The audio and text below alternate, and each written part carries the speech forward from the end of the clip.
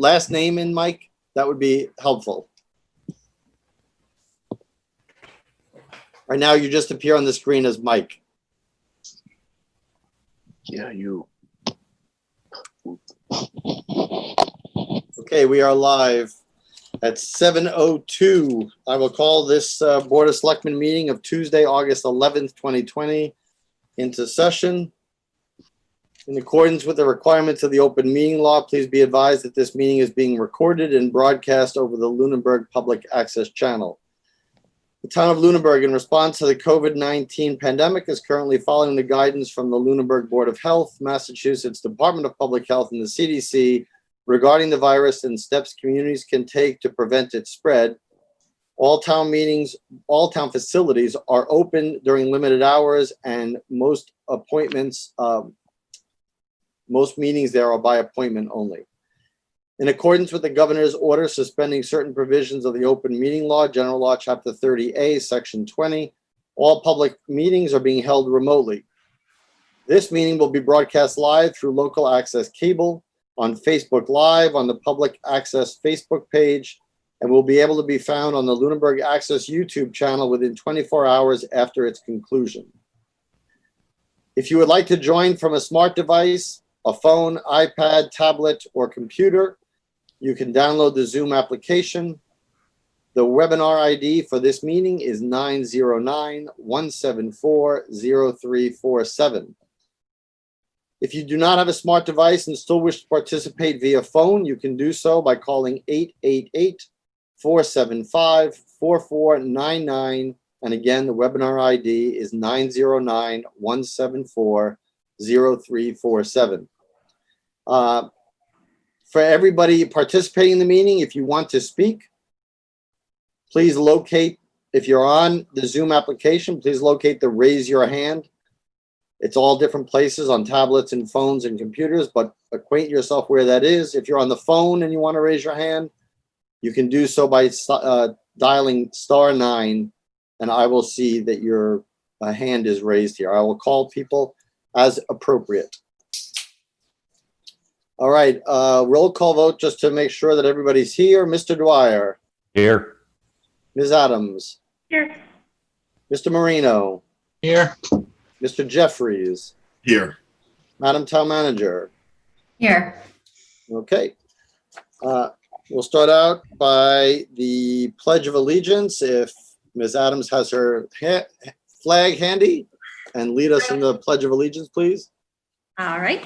I pledge allegiance to the flag of the United States of America and to the republic for which it stands, one nation under God, indivisible, with liberty and justice for all.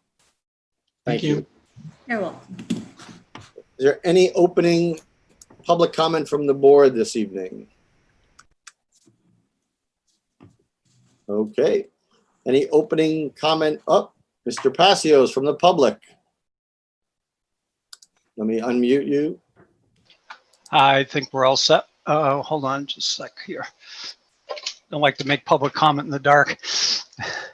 Dave Passios, 56 Whiting Street. As a follow-up to my public comments at the end of the last Board of Selectmen's meeting, I had a wonderful conversation with the town moderator a couple of days ago in regards to the capital planning appointment that he had made for the at-large seat. Since that conversation, and I'm sure conversations with Heather and I'm not sure who else, the seat has now been advertised and posted for the next 10 days. I really encourage the public to take a look at that. It's been posted up on the Facebook page that advertises all of this, also by Chris Menard. It's a fantastic opportunity to get into the nitty-gritty of the finances of the town and the cost to upkeep of our equipment and our buildings. Thank you. Thank you. Mr. Allison.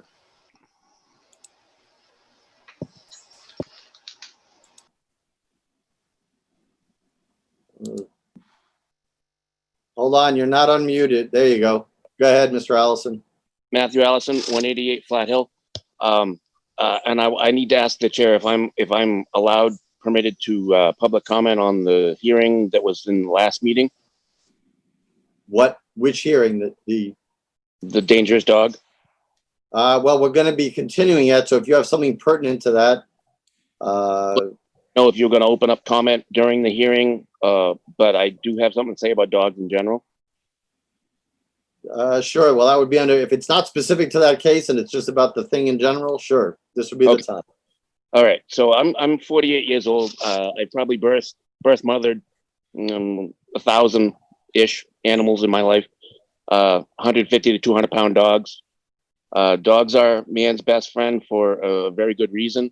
They have very good instincts. Oftentimes, I would have to say that the dog's instincts are much greater than the majority of the humans that I've interacted with in my life.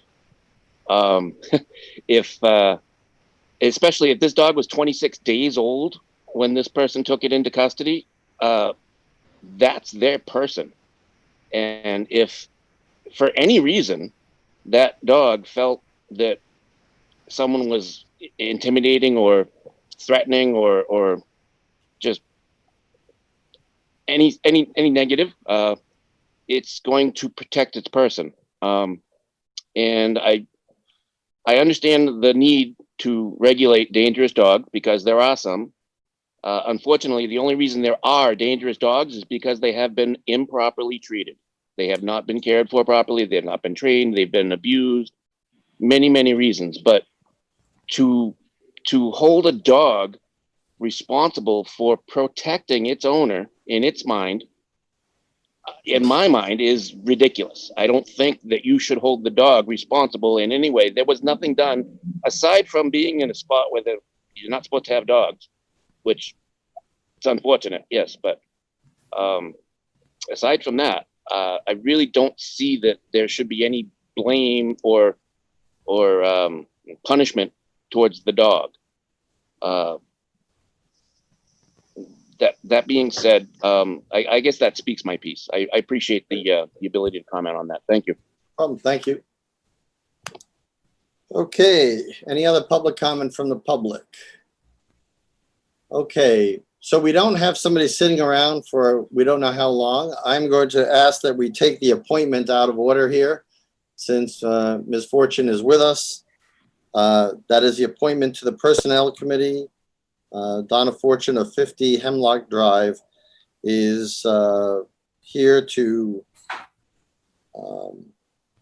asking to be appointed to a term to expire June 30th, 2023. With that, I will unmute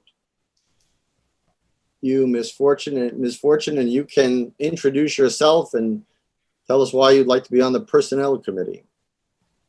Thank you. I've been a resident of Lunenburg for 36 years.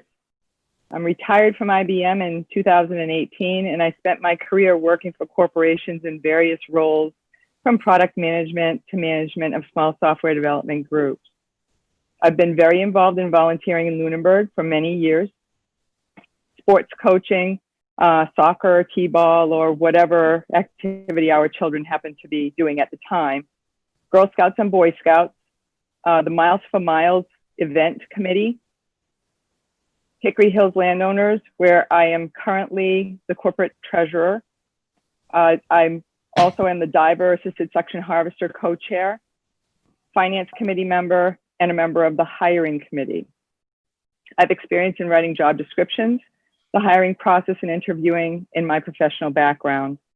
I teach a workshop to high school seniors on resume writing and interview skills. And I look forward to supporting the town and working with the Board of Selectmen, the town manager, and the assistant town manager as a member of the Personnel Committee if I am appointed. Thank you. I'll open up to the board if anybody has any questions for Ms. Fortune. Nope, I would make a motion, but I don't want to cut off anybody else's. No, I think given her background from the Talent Bank Forum and knowing what I do know of Ms. Fortune, I think she'd be an excellent addition to the Personnel Committee. We look for people with that kind of background. And so I look forward to her serving on that board with a positive vote from this board. Okay, so, oops, I'm sorry, somebody. Go ahead, Kate. Okay, I would make a motion to appoint Don Fortune of 50 Hemlock Drive to the Personnel Committee, term to expire June 30th, 2023. I have a second. I'll second that, Tom. I agree with you. Very well qualified. Excellent. All those in favor of the nomination and appointment, Mr. Dwyer, Aye. Ms. Adams, Mr. Marino, Aye. Mr. Jeffries, Aye. and I for myself. It is unanimous. Good Thank luck. you. You should see the town clerk and get sworn in at your earliest convenience, but certainly before your next meeting. Okay, thank you very much. Luck on the board. Thank you for volunteering. Okay. At 7:10, I will reconvene the dangerous dog hearing, which was continued from last week. There were some people who were here to testify that were unable to because of the weather and power outages. So we continue to hear. I will have anybody, even people from last week who were sworn in, I think I want to swear in everybody again. So if everybody who is wanting to give testimony tonight, Caitlin, you don't have a picture, but if you would show with a show of hands that you are going to give testimony tonight in this case, and make your hand visible to the camera here. As I'm assuming, Mr. Hazel, you're going to give testimony tonight? So I need you to raise your hand, right hand. And yep, thank you. And hold on, Caitlin is now connecting to audio here, but I need her video here. One moment. I'm going to unmute all the people who have their hand raised. Keep your hand raised, please. I'm going to unmute you too, Attorney Kennefic, so because you'll be involved in this. Who am I missing here? Right there. Okay. Okay. Caitlin, if you would unmute yourself. Sorry. That's okay. Just raise your right hand if you're going to be, I'm assuming you're going to be testifying tonight. So Yeah. all of you who have had your hand raised, let the record show that there are 5 people. There's Mr. Hazel, our Animal Control Officer, Kathy Como. We have Officer Moriali. We have Chief Gamble, and we have Caitlin Newton.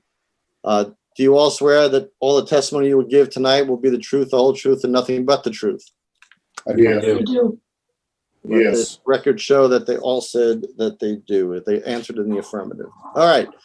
So we're going to come back because Mr. Hazel was not here last week. He would be normally first. So I'm going to mute people. I'm only going to keep Mr. Hazel unmuted. All the other people who are going to be testifying, I will mute in the meantime.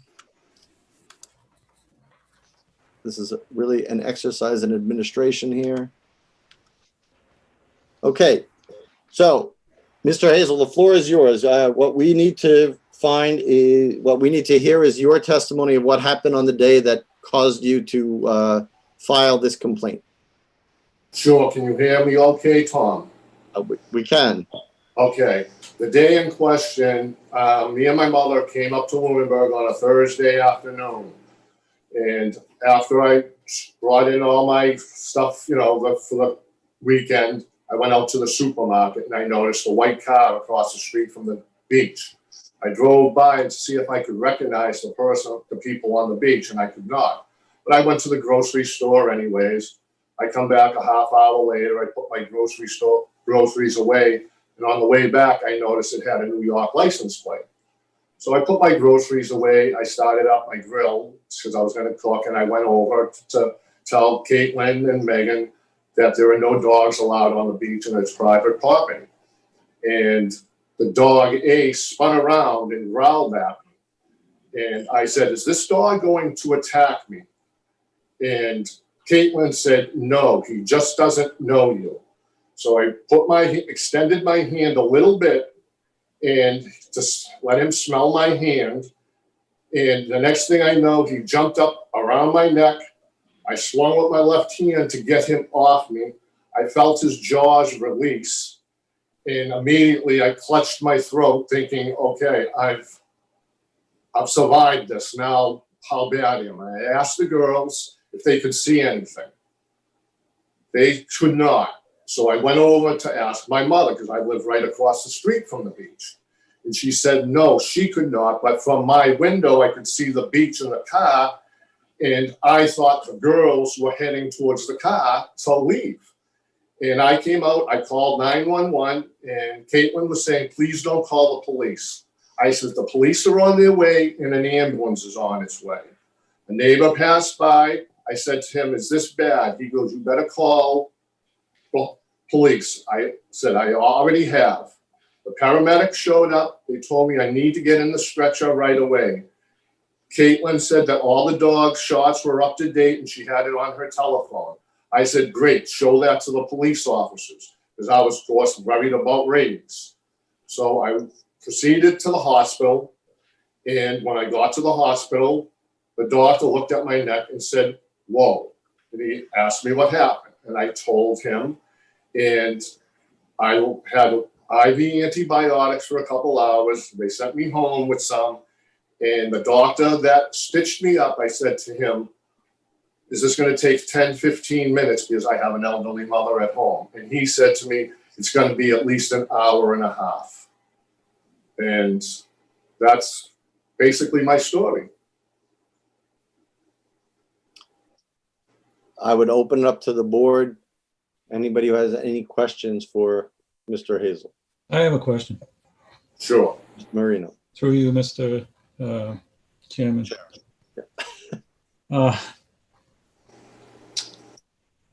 You said that you came home from the grocery store and you walked over to the beach to tell them or ask them what they were doing there, or ask them. Yes, I did. After I put my groceries away and I started up my grill to make a sandwich, and I decided to go over just to let them know that it's private property and there are no dogs on the beach. Did you walk over? Yes, I walked over. I live right across the street. At any time, did you park in front of the beach for like 20 minutes? No, I did not. Okay. Have you had occasion to read the police report, or have you requested a police report? I do have a police report. When did you get the police report? The following day, I came up and one of your officers took a picture of my neck the next day. That's when I came up and got the police report. Okay. Thank you. You're welcome. Anybody else have any questions? Yes. Mr. Jeffries? Approximately how many stitches did you receive? Well, the doctor who stitched me up made a ground stitch, and it said it was so deep that he could not tell me how many stitches he was going to give me, because he had to give them into my muscle in my throat too. So he did not give me any amount of stitches, but there were plenty. Okay. After the incident occurred, can you just walk me through your interaction with Caitlin and her friend in terms of what was said? How did they react to the situation? When I was asking if they could see anything with my neck, Caitlin was yelling, it was all my fault. It was all my fault. And all I wanted to know was, am I bleeding badly? I had a little bandage on my neck, and it wasn't bleeding very much, but it was bleeding. I walked over to my house. I knew I had to stay calm through this. I asked my mother. She said, I can't see what happened. I said, a pit bull just bit me in the neck. I looked over at the beach, and like I said, I don't know if they were trying to leave, but they were going towards their car, which made me nervous because I don't know if this dog was up to date. I came over, and Caitlin was saying she has all the veterinarian papers and shots on her telephone. I told her, please just show the police because the paramedics want me to get in this ambulance right now. Do you recall seeing Caitlin or her friend crying at any point in time, or kind of emotional? Caitlin was very emotional, very emotional. And I told her, you need to calm down. I'm the one that was bit by the throat. The police are on their way. You show them the papers, and then we take it from there. Like I said, the paramedics wanted me in that ambulance immediately. Do you recall at any point in time Caitlin or her friend apologizing to you or offering to pay any medical bills? Not that they said they apologized, and I heard nothing about the medical bills. But again, there was a lot of commotion going on. And if Caitlin said she was sorry, I did not hear it. Like I said, I was more worried about my neck and how, because to that point, until this day, I never saw what it looked like, my throat. And thankfully I didn't. There's one of the neighbors that night, as this was going on, walked by me, and I said to him, is this bad? And he said, you need to get to the hospital. And I said, they are on their way, the police and the ambulance, and they were there within another minute or two. And my last question for you is, do you recall during this time seeing any other people at the beach? No, I did not. Okay, thank you. You're welcome. Mr. Chairman, may I ask a few more questions? You may, but after, let me, Ms. Adams had her hand up, but then we can Oh, come I'm sorry. back to you, Mr. Marino. Ms. Adams. Sure. I have a question for the dog bite victim in terms of, I'm imagining at one point the dog and yourself in separate spaces. And my thought is, do you feel like the dog approached you or approached the dog? When the dog growled at me, I stopped. And Caitlin said, this dog doesn't know you. He won't hurt you. I extended my hand. She let the leash go a little bit to let the dog smell my hand. And the next thing I know, it had me right by the throat. And the dog was on a leash, though, being held by the owner? Yes. Yes. Okay. And you did move towards the dog? What's that? And you did move towards the dog? No, when the dog growled, I stopped right there. And I asked Caitlin, is this dog going to attack me? She said, no, he just doesn't know you. She extended the leash a little bit, not much, and I extended my hand out to let him smell my hand. And the next thing I know, he's on my neck. And I'm just instinct, just hit him in the head, and I felt his jaws release. And I'm certainly not minimizing the bite, because that must be a very scary thing. But I feel like you expressed fear that there could be an attack and then didn't remove yourself from the dog. You went closer. I'm just trying to understand in terms of putting my mind into the dog's mindset, like not looking at it from the point of view of how the humans were interacting. The dog, if it was approached when it already was expressing angst, it just kind of, ultimately we decide the fate and the punishment for the dog, not the humans. And so I just, putting my mindset and everybody being spread out, there does seem to be fear that you've expressed, and could there be an attack yet didn't flee the situation, which I think could have minimized occurring. But thank you. You're welcome. Mr. Marino. Mr. Hazel, at any time did you antagonize that dog? Absolutely not. Did you tease it? No, Did you do something to entice it? absolutely not.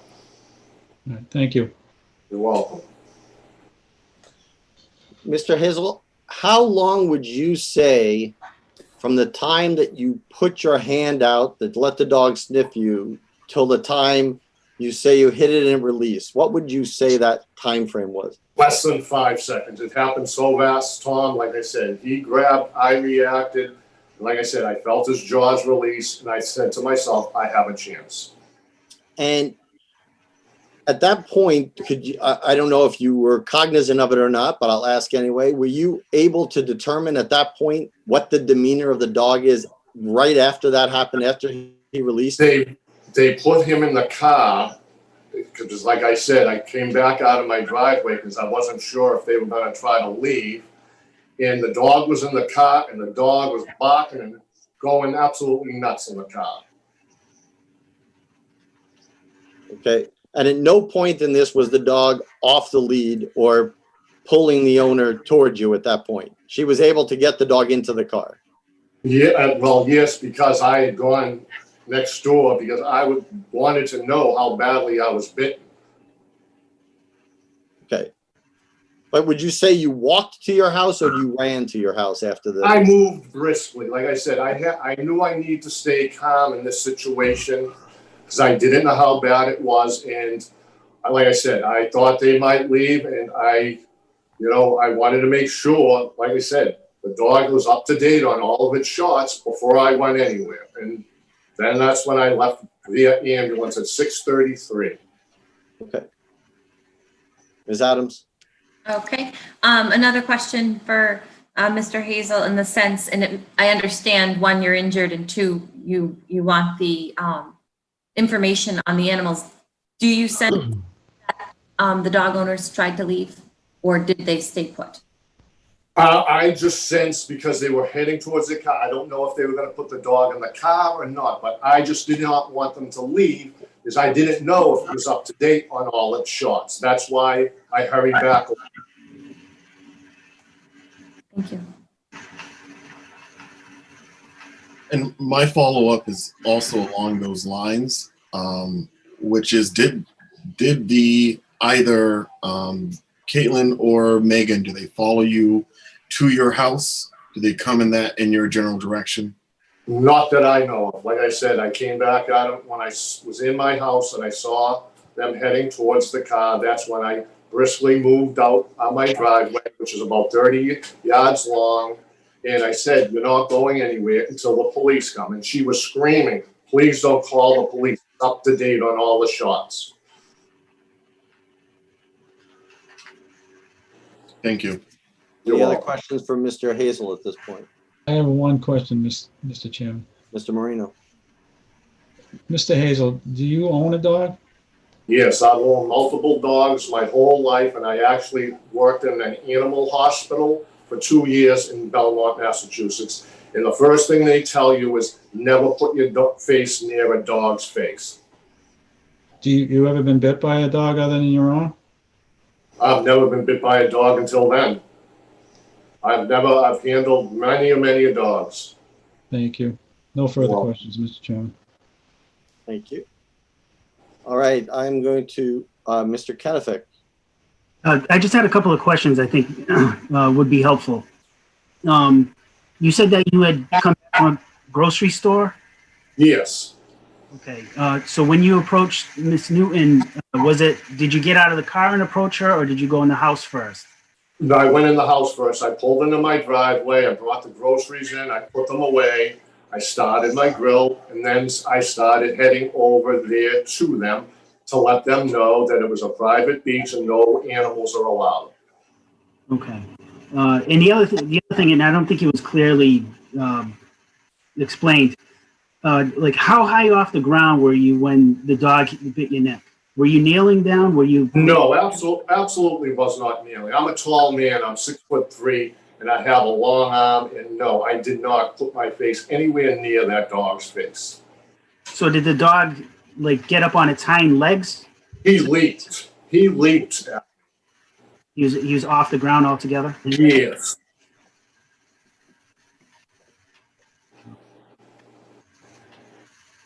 I think that's it. For me, at least. Okay. And Mr. Hayes, we're losing you a little bit here. I think your camera's moving. We're looking at so we're looking at the ceiling mostly. Okay, all right, I'm sorry. There we Not go. better? Yeah, Thank thank you.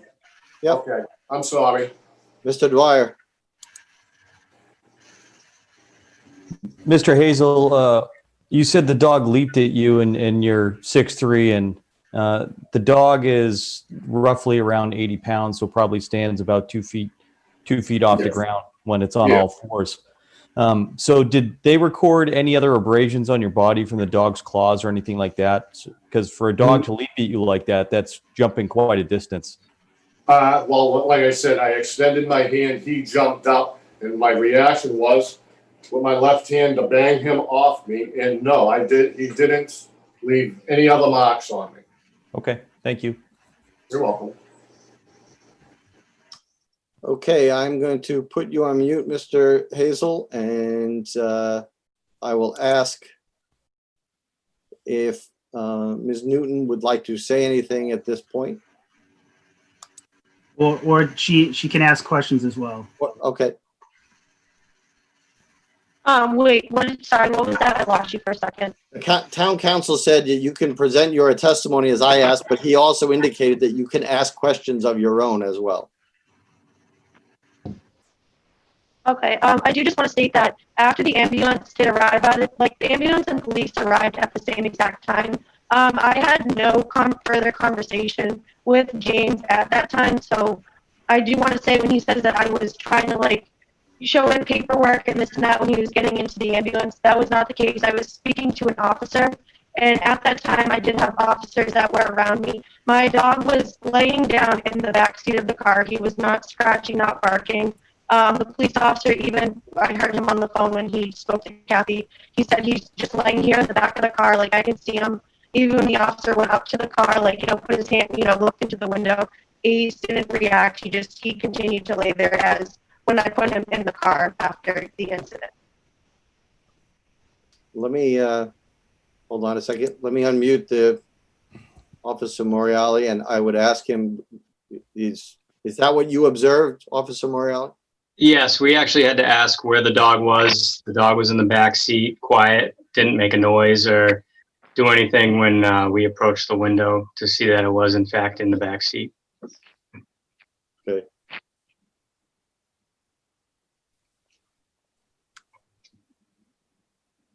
Is there anything else you would like to say or ask, Ms. Newton? I don't think so. I thank you though.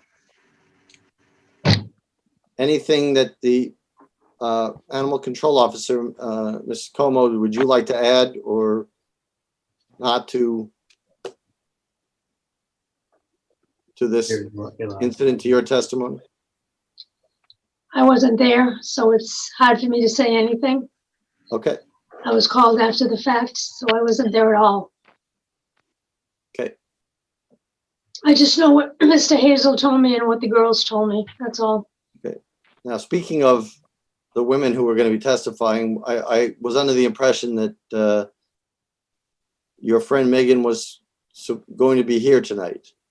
I was under the same impression. I'm not quite sure what happened with that. I spoke to her like an hour and a half ago, and she said she would be on the call, and she is not. She was on the call last time, and she ended up getting kicked off somehow. Whatever the reason is tonight, I'm not quite sure. Okay. Mr. Jeffries. Yeah, I just have a question for Officer Moriali and for Animal Control Officer Cuomo. The testimony you're hearing today from Mr. Hazel and the testimony we heard last week from Ms. Newton, is that consistent with the testimony that you heard on the day of the incident? And if not, what are the discrepancies?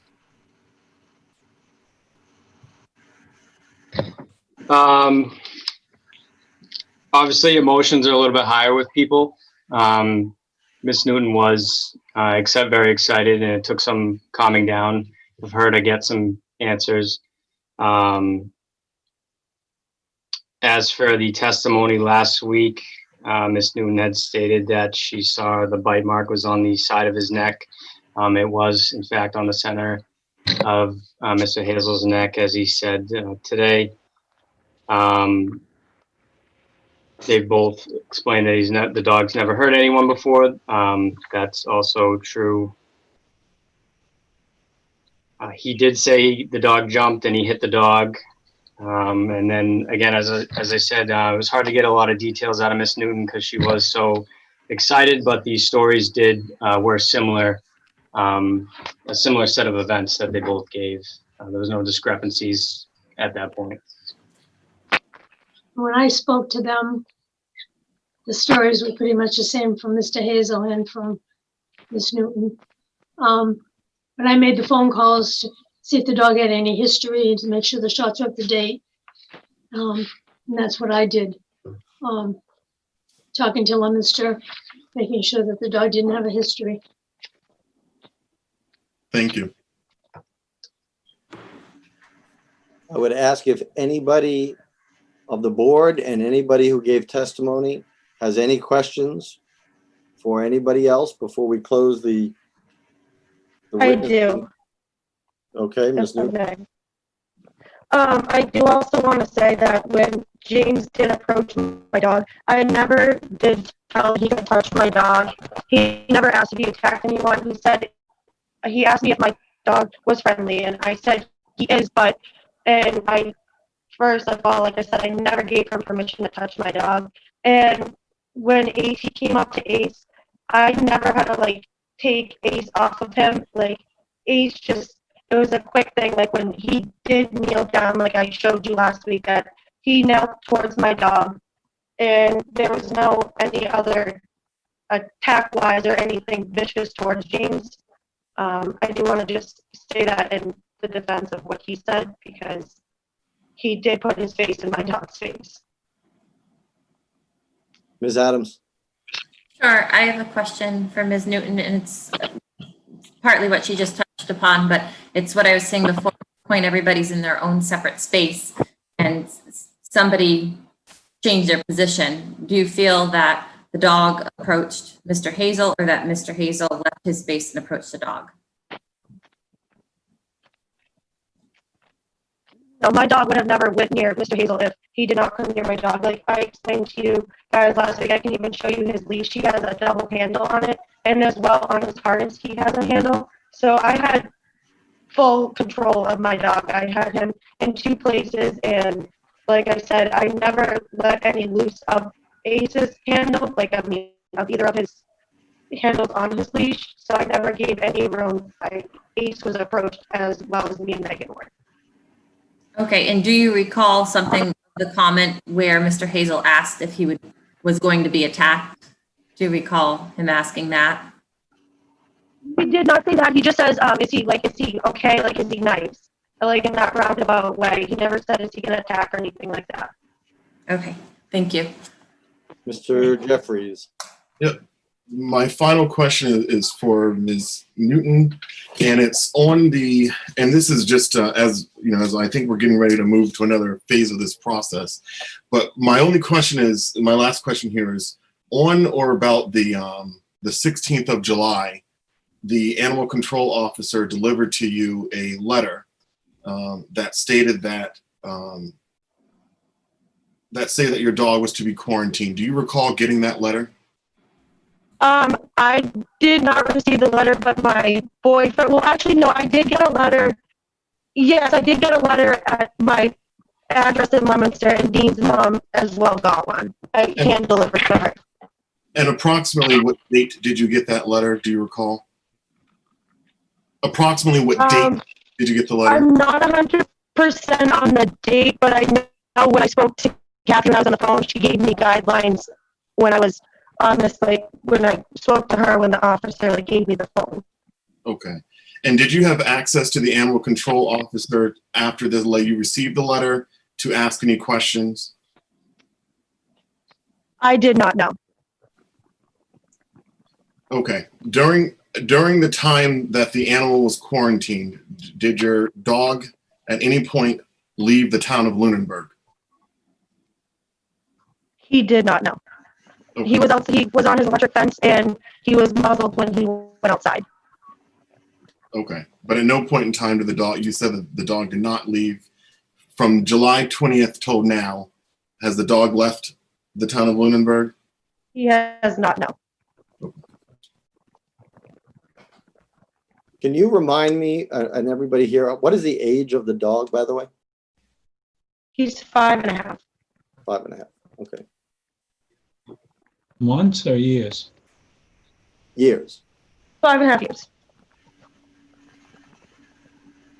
Any other questions from the board?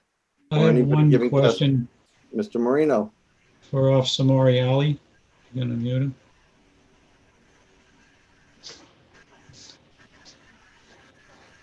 It says in the police report, and I quote, "It was noted that Ace almost pulled away from Megan after barking and growling at," it says him, I'm assuming that's Mr. Hazel. Is that what happened? Is that what she told you? Oh, hold on.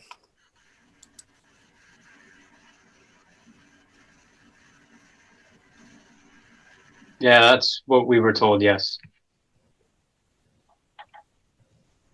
Okay. So that, I assume this is him approaching the dog, and she says according to your police report, she's telling you that he's never bit anybody. And then it says he almost pulled away from Megan. Yes. Is that correct? Megan was holding the dog is what we were told. So, Right. Okay, thank you. yes. Okay.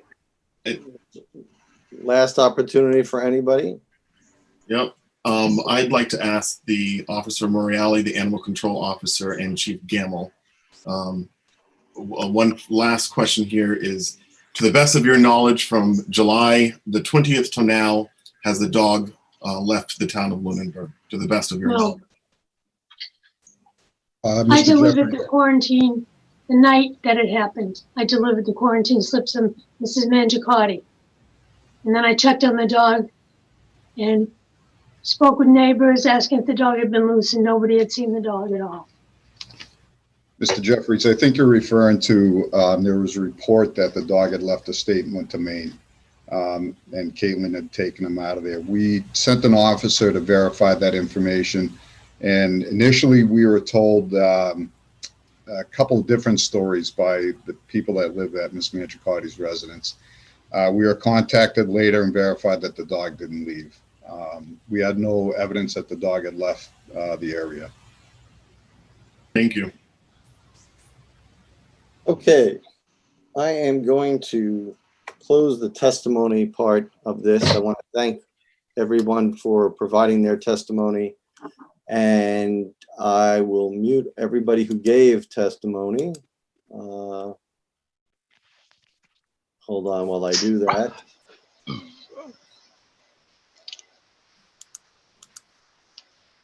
Mr. Hazel, you have a question?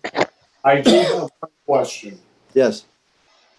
The following week, Officer Morelli came down and took pictures of my throat before the steri strips were to be taken off. And then I went in the house, took my steri strips off, came back out, and he took a picture of the after that. So he took 2 pictures 8 or 9 days later when the steri strips were coming off. He came to my home to take more pictures. Yeah, I think we have those pictures in evidence, I believe. Okay, I just wanted to check. Yep, thank you. Okay, so let's do this one at a time here. And before we... All right, so who do we have unmuted here? We have everybody on the board and our town council. So now we get to deliberate and come up to a finding. So let me just read from the part. This is a dangerous dog hearing. So from the statute, we just should know these items. So according to the law, no dog shall be deemed dangerous if A, solely based on growling or barking or both, B, based upon the breed of the dog, C, if the dog is reacting to another animal or person and the dog's reaction was not grossly disproportionate to any of the following circumstances. That 1, the dog was protecting or defending itself, its offspring, another domestic animal, or a person from attack or assault. 2, the person who was attacked or threatened by the dog was committing a crime upon the person or property of the owner or the keeper of the dog. 3, the person attacked or threatened by the dog was engaged in teasing, tormenting, battering, assaulting, injuring, or otherwise provoking the dog. Or 4, at the time of the attack or threat, the person or animal that was attacked or threatened by the dog had breached an enclosure or structure in which the dog was kept apart from the public and was not authorized by the owner or keeper to be within the enclosure, including but not limited to a gated fenced-in area if the gate was closed, whether locked or unlocked, provided, however, if the person is under age of 7, it shall be a rebuttable presumption that such person was not committing a crime, provoking the dog, or trespassing. So those are the parameters of which we get to decide that. Those are the rules that dictate whether a dog that cannot be judged dangerous under those circumstances. So I would open it up to the board to begin deliberation where anybody wants to start. Mr. Dwyer. He's muted. Let me unmute him. Mr. Dwyer. Thank you, Mr. Chairman. First, I want to say I think it's unfortunate that Mr. Hazel was attacked by a dog. I've been bitten by a dog when I was a small child, and it's no fun to get bitten by a dog. It's pretty scary. So I just want to say that first off. As I think about this and the description of the incident, I see some inconsistencies between Mr. Hazel's story and Ms. Newton's accounting. For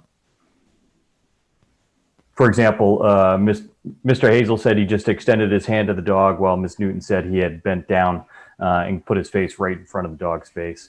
At the end of the day, in my mind, though, it still doesn't get past the fact that the dog did attack him and got him right on the throat.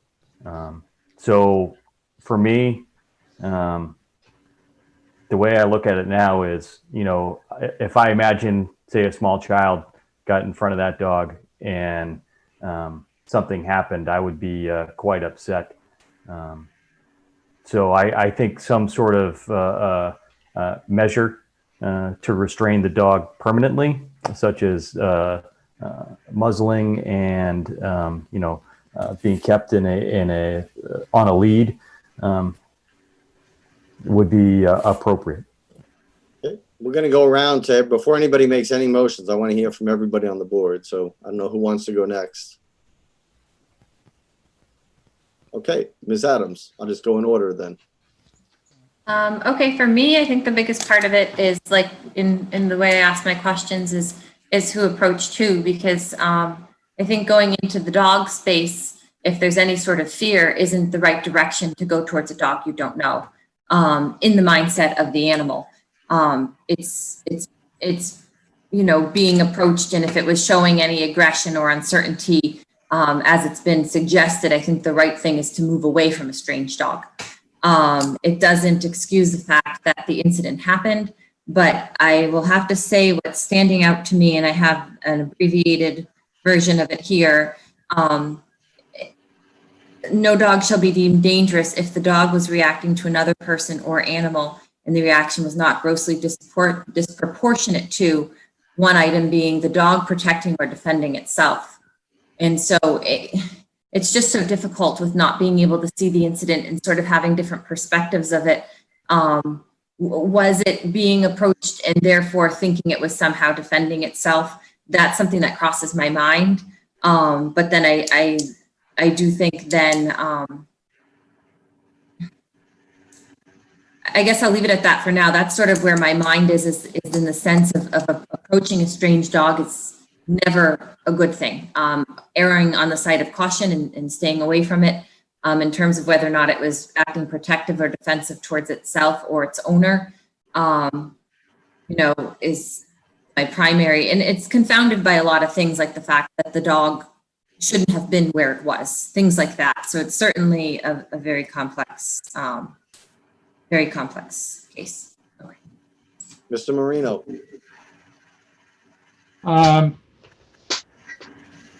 I'm concerned about a lot of the inconsistencies in the testimony. I mean, last week, Ms. Newton testified that this gentleman sat out in front of the beach for 20 minutes looking at her and the other girl, that he was a creepy guy, and that he stuck his face in the dog's face. It doesn't seem like there's a truth, and then there's lies, and there's somewhere in the middle. So I think it's I got to be down the middle of the road here. And his testimony seemed pretty credible. Her testimony, on the other hand, wasn't consistent with the police report at all. In fact, it was quite different than what I read in the police report. The situation with, I guess, I don't know if it's the owner of the dog, the other woman that testified last week, the situation that Mike Jeffries brought up with respect to the dog being in Maine. Her son said that the dog was in Maine with her.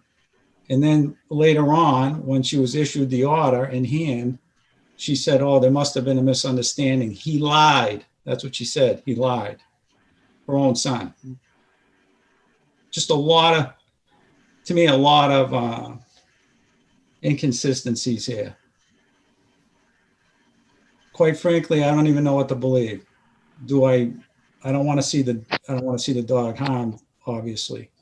But I'm really concerned that we have an owner who's not very responsible.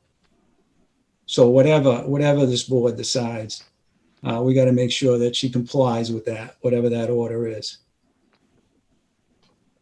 Mr. Jeffries. Yeah, thank you. This is difficult because none of us were there. And, we're hearing testimony from Mr. Hazel, from Ms. Newton, to try to piece together what prudent behavior is and what kind of makes sense. I think that some of the things that Ms. Newton said last week didn't make sense to me. So trying to picture what occurred, people react differently to animals based on their size, based on their appearance. And a lot of people fear dogs that are big. An 85-pound dog is a big dog. It doesn't seem prudent to me for a person to approach an 85-pound dog and put their face in the dog's face, especially after acknowledging that the dog was growling. That doesn't make sense to me. What does make sense is what Mr. Hazel said, which is based on his years of experience working with animals, that he approached Ms. Newton and put his hand out, which is what I think most people are taught to do with the unknown dog, as a way to familiarize themselves with that animal. So that testimony to me seems prudent. Seems like it was more prudent behavior. The concern of mine is twofold here, and the first part is human behavior. I went to this location. You can't not notice that this is private property. It's extremely prominent that it's private, and it's prominent that there are no animals allowed in this area. So for Ms. Newton and her friend to be there, first, in my opinion, there was no way that they did not know that the dog was not allowed to be there. Driving by, you can see that the dogs aren't allowed there. And you can also see that it's private. So any kind of restriction we impose, I think we have to consider the fact that Ms. Newton's behavior that we're aware of is that she can be aware of, or should be reasonably aware of, a restriction and still not comply with it. That's something that is in the record that we can't ignore. Mr. Hazel was where he was allowed to be. He, as an owner in Hickory Hills, private beach, he could certainly be there. And so this incident really is unfortunate. A couple of things that were said last week was Ms. Newton characterized the attack as a nip. Nips don't result in people going to the hospital and needing stitches. And for an owner of a dog that just attacked someone to minimize what occurred and saying it's a nip, to me, that the accidents happen, but that is not consistent with, hey, something occurred and now I'm going to show human care for another human that was just attacked. To minimize it as being a nip, to not have the awareness that the dog bit him in the middle of the throat, and instead, as last week she noted, it was on the left side of his neck. It would seem that if I had an animal that just attacked someone, I would not only care for the well-being of my own animal, but the person who was just attacked. The testimony from Ms. Newton, the testimony from Mr. Hazel suggests that there were no efforts made after this occurred on her part to see about or check on his well-being. That's concerning to me. Very concerning to me. Certainly, it seems as if Ms. Newton, for whatever reason, whether she knew that she wasn't supposed to be there and felt threatened by Mr. Hazel approaching her, whatever the reason was, it seems clear to me that she had some kind of emotional reaction that the dog responded to. I don't seem to question that at all. I think that the dog certainly was responding or feeding off of whatever Ms. Newton's feelings were that day. If she says she was uncomfortable, I can accept that she was uncomfortable. I don't understand the facts that would lead up to that, but I do understand that that may be how she felt. And so on a certain level, I think we have to understand that the dog, by no fault of his own, was just reacting to its owner. The question is, really, is the owner able to put her dog in situations that are healthy and helpful for other people? And I don't know the answer to that. Ms. Adams mentioned one part about the dog protecting or defending itself, and I agree with the first part of that analysis, but the second part of that analysis states, itself, its offspring, another domestic person or animal, from attack or assault. So there's no indication here that Mr. Hazel was in the process of attacking or assaulting Ms. Newton. There's no indication from any testimony we've heard that there was any overt action from Mr. Hazel to provoke this incident. It's what I believe occurred is that Mr. Hazel approached Ms. Newton and her friend, advised them that there were no dogs at the beach, that the dog growled, that he asked a question, that he extended a hand, and that he walked away from that incident with a bite on his neck. And that's what I believe occurred. Thank you. So from my own perspective, first of all, I want to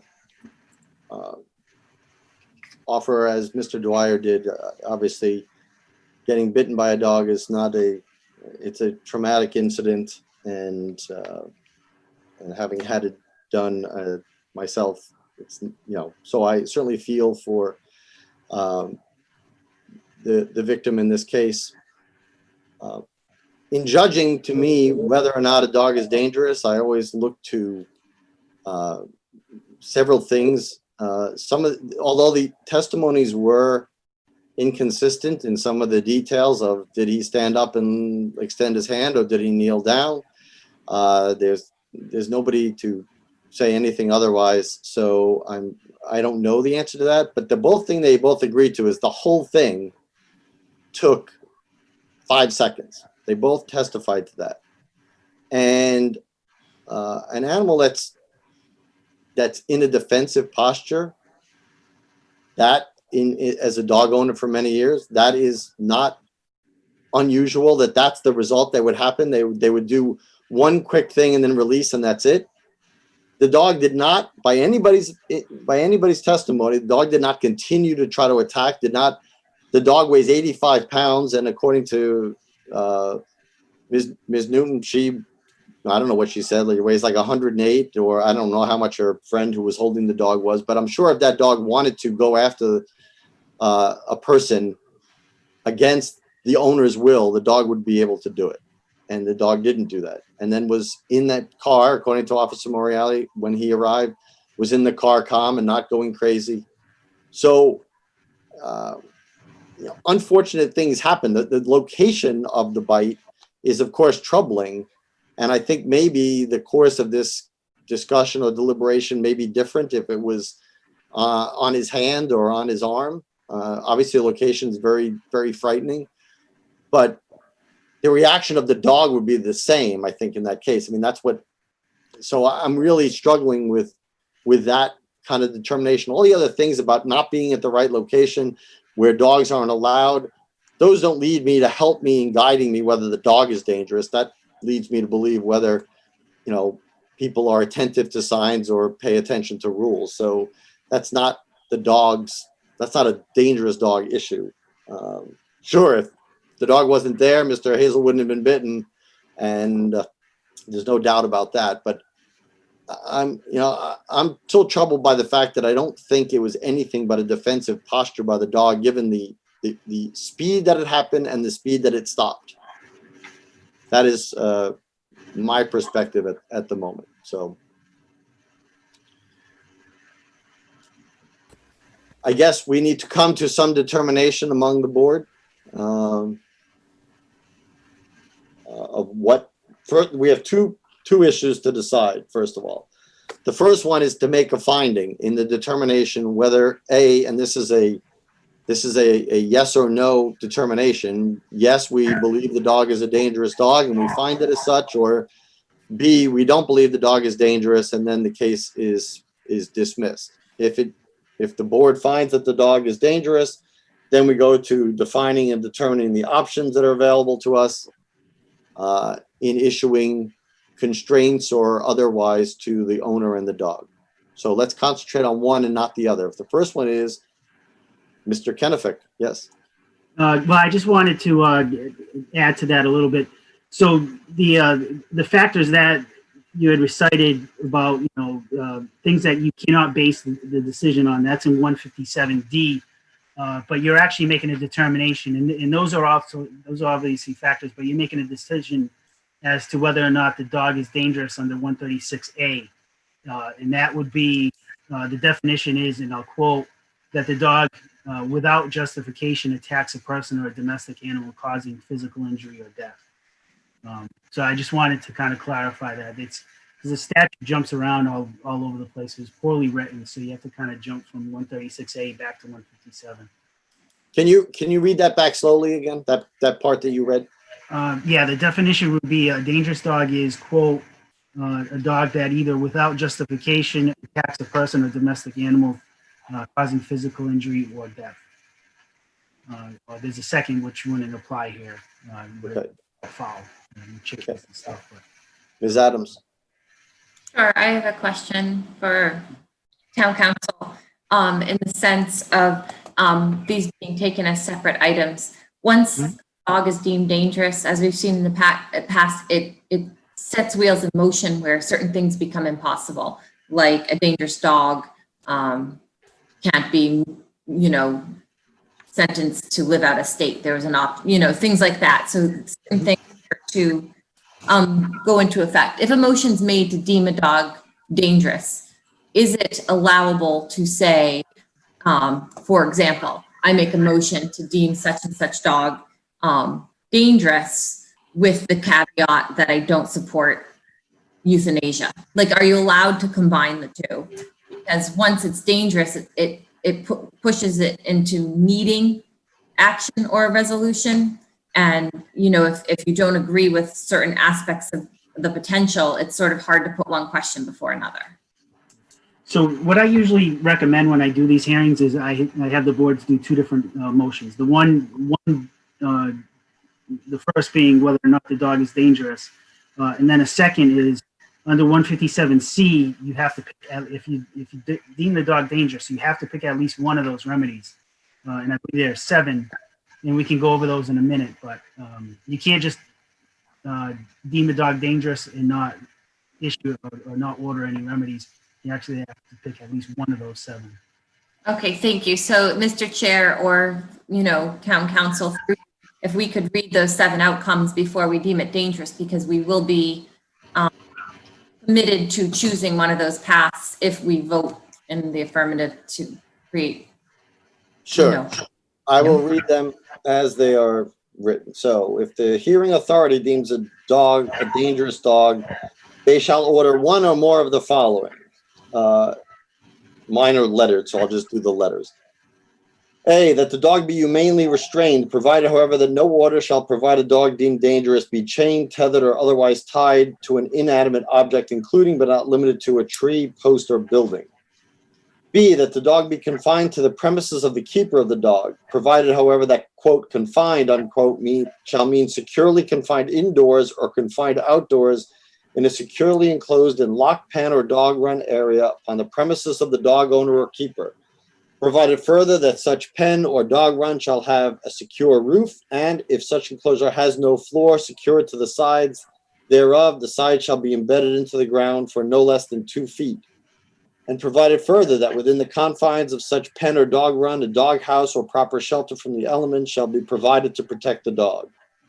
C, that when removed from the premises of the owner or the keeper, the dog shall be securely and humanely muzzled and restrained with a chain or other tethering device having a minimum tensile strength of 300 pounds and not exceeding 3 feet in length. D, that the owner or keeper of the dog provide proof of insurance in an amount not less than $100,000, insuring the owner or keeper against any claim, loss, damage, or injury to persons, domestic animals, or property resulting from such acts, whether intentional or unintentional, of the dog, or proof that reasonable efforts were made to obtain such insurance if a policy has not been issued. Provided, however, that if a policy of insurance has been issued, the owner or keeper shall produce such policy upon request of the hearing authority or a justice of the district court, and provided further that if a policy has not been issued, the owner or dog shall produce proof of efforts to obtain such insurance. E, that the owner or keeper of the dog provide to the licensing authority or animal control officer or other entity identified in the order information by which a dog may be identified through its lifetime, including but not limited to photographs, videos, veterinary examination, tattooing or microchip implants, or a combination of any such methods of identification. F, that unless an owner or keeper of the dog provides evidence that a veterinarian is of the opinion the dog is unfit for authorizations because of a medical condition, the owner or keeper of the dog shall cause the dog to be altered so that the dog shall not be reproductively intact. Or G, that the dog be humanely euthanized. Those are the 7 options, if we deem the dog to be dangerous.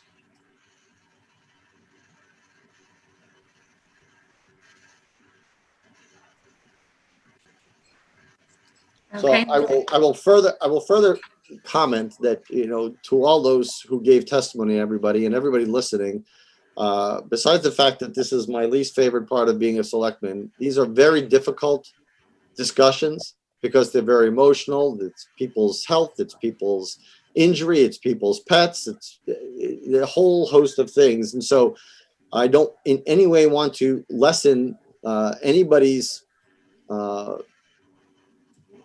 harm or injury of the injury themselves, the physical injury, or the determination of this board, and that it is very difficult for a board to come to these conclusions, especially when things are not so clear cut. There are some cases, obviously, that these cases are very clear in their nature sometimes, and many times they are not. So we take this charge very seriously, and I want everyone who gave testimony, everybody listening, to be aware that it is not a good position or an enviable position to be in. It's a very difficult one. Ms. Adams. And I have another question. I don't know if it's for town council or the animal control officer. In terms of if you deem it dangerous and then you assign one or more of these 7 items from 157C, can you also assign a consequence in terms of, we can say the muzzling and restraining, but in terms of if this dog encounters a second problem or encounters problems in another community and something happens and it wasn't muzzled or restrained, just as an example, how do you assign a consequence, and how does the law take, how does it go to the next level if we ever revisited something? So I guess my question is when we, or if we assign an outcome, can you also, is it necessary to assign a consequence if it's not followed? Because I feel like there's a little bit of a drop off with whether or not it's followed. I guess what would be the consequence? Well, there are actually 2. There's a civil remedy where the dog can actually be seized or impounded. And then we have another hearing where the board can impose additional requirements. And there's also a criminal component. They can actually be charged criminally for failure to comply with one of your orders and be fined. It's a few $100s. So there are 2, and it's built into the statute. It's not something that you would have to, include in an order for tonight. Okay, thank you. Mr. Kenefick, I have a question for you now. and it is one of legal nature specifically. So we have on the phone now Ms. Huckins, who has, of course, missed last week's testimony and this week's testimony. And I don't know if we are legally, well, number one, are we legally bound to take it because we've closed the testimony hearing, or do we have discretion in reopening it and hearing it if the board so decides? So what are our options here? You're not obligated. She's not a party to it, so I don't think there's any statutory right to have her testify tonight. But you can reopen it if you feel that it will be helpful, or if you want to hear more information. Well, I will open it to the board. If the board would like to hear from Ms. Huckins and only Ms. Huckins. I'm not interested in doing that. I think that the notices were provided. This is the second hearing. I mean, you know, I think that we can move forward without hearing Megan's testimony. Ms. Adams. My comment is I like consistency, and we extended this because we weren't sure if the technical circumstances of people getting on last week, and I had trouble getting onto this meeting, and I was signing on tonight as my boss because of a work meeting. And so the fact that somebody's here and we extended the meeting by a whole week because we weren't sure if people could get on, I feel funny not engaging with the opportunity to hear from them. Mr. Dwyer, your opinion. I agree with Ms. Adams' take on this. I think we'd be remiss. She's been mentioned as a witness to what went on, so I'd like to hear from her. Mr. Marino. I think we've heard enough. I think we can come to an equitable decision here. Well, seeing as I am the tie-breaking vote here, I am going to, because I did extend it, I am going to allow it only for her testimony and our question of her. Nobody's going to question. I mean, so we can hear from her. Megan, I will unmute you. Hello. Yes, and now you can give your testimony of what happened to the best of. Well, first of all, I see you don't have a camera, so I'm going to ask you to put up your right hand because I have to swear you in first. Oh, okay. Are you affirming that your hand is raised? Yeah, I am. Okay. Do you swear that all the testimony you'll provide will be the truth and nothing but the truth? Yes, I do. Okay. So if you would tell us what happened on that day of the incident in question. So we were down at the lake area. I had Ace's leash. I was sitting on the ground, like kind of by the swing set, and was just kind of sitting on a blanket. And the man had driven by in his car very slowly and was kind of like looking at us weird. And that's when I first had noticed him. He had pulled into his house and then came over very like awkwardly to us. So I had Ace, the dog, in my hand, and he had kind of dragged me a little because he saw the guy, but I pulled him back, gave the leash to Caitlin because it's her dog, you know. And then when we were over there, he was asking us, oh, is he dangerous? Like, and we were like, he just gets excited when he's around people. So when we were talking, Caitlin had the leash. So he was standing, I don't know, about 6 feet away from us. He had like moved closer to us after he had asked us if the dog was dangerous. And when Caitlin was like, no, he's just excited, he had moved closer, and then he had leaned down to go and like he was going to pet the dog, and Ace just kind of got him just for like a second, and the guy backed up, stood up, started yelling, and he ended up going back into his house for a little bit. And we just kind of put the dog in my car just so we could figure out what was going on, because it was so, riling up at the time. But that was mainly what had happened. Was there anything like... Do you remember specifically what Mr. Hazel said when he heard that, when he heard the dog growling? Do you happen to remember specifically what he asked? He had asked, is the dog dangerous? Or he said, is the dog dangerous? That's what it was. Cause I was standing there. We were like, no, he's just gets excited. Cause that's Okay, what so I had said. Who responded and what was the response? So Caitlin, I believe, had responded. I remember I said too. I had said like, no, gets excited. And she was just kind of holding the leash, just trying to calm Ace down at the time. And then before, like, as soon as I was like, he gets excited, that's when he had kind of moved more forward. And then he leaned down to like he was going to pet the dog. And that's when everything had happened.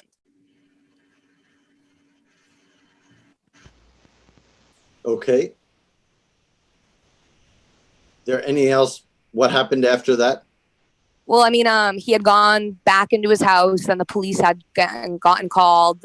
We put the dog immediately right in the car, and we just kind of waited for the police to show up. So then Jane, or whatever his name is, whoever the guy's name was, he had gone back into his house or whoever's house it was across the street. And he was in there for a good 10 minutes. And then he came back outside, and then that's when the police had shown up at that point. And Ace was already in the car at that point? Yes, he had already been in the car at that point. Okay. And what was Ace's in the back demeanor? What was Ace's demeanor after that? He was fine. He didn't even know what was going on. Like, he was sitting in my car just staring at us all happy, just waiting to get out so we could play more. I don't even think he realized what happened. Even after he got bit, Ace wasn't growling at him still. He wasn't trying to break off his leash. He was fine. I don't even think he realized what happened. Okay. Any questions from anybody on the board for Ms. Huckins? Ms. Adams? Sure, thank you. I asked this question to Caitlin or Ms. Newton and Mr. Hazel, just trying to, who approached who, if everybody is separate for a period of time. Did the dog cross the space towards Mr. Hazel, or did Mr. Hazel cross the space towards the dog? He crossed. The dog was standing there still in the same position. He wasn't pulling at the leash hard, trying to get at the guy. He was just standing there. There was a little bit of slack on the leash. And then Ace was just when dogs get excited and they're just moving around, that's what he was doing. He gets excited when people are around him, when they first come up. So he's never done that before. I've been around their dog before. This wasn't the first time, and the dog was standing there. We had the leash, and he walked the man. I'm sorry, Mr. Hazel had walking forward, and he leaned down to go pet the dog without even I don't know. I thought it was pretty dumb. But. Okay, and without having the correct necessarily word to describe it, in your memory, at what altitude did the bite take place? Low to the ground or more at a standing height?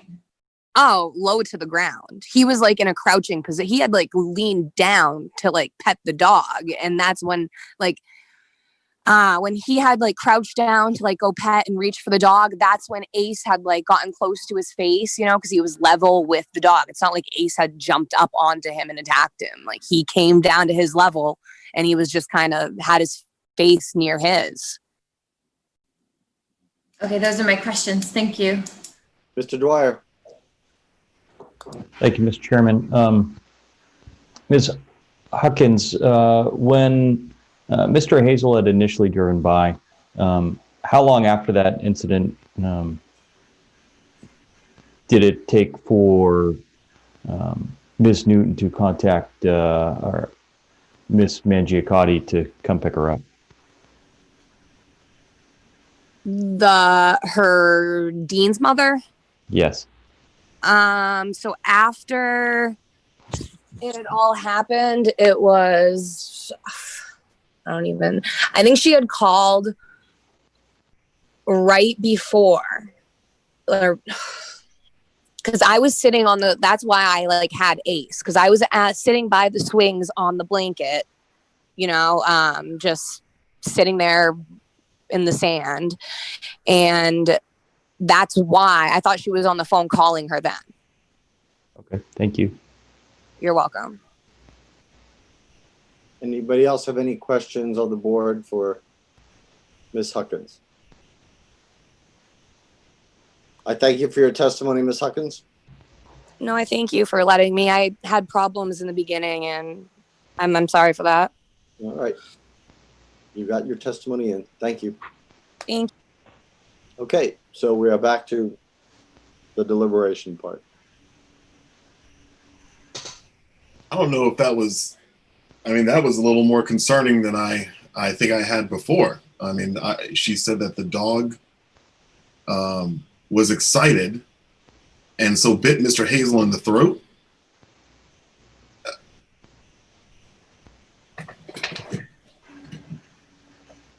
Okay. Can I ask Mr. Town Council, Mr. Kinnifick, just one more time? I know he's already said it twice, but for the third time, if you can just tell us one more again what the definition of a dangerous dog is. Yeah, sure. It's defined as a dog that, without justification, attacks a person, causing physical injury or death. Under that definition, I think it's fair to say the dog is dangerous. I agree with Mr. Jeffries.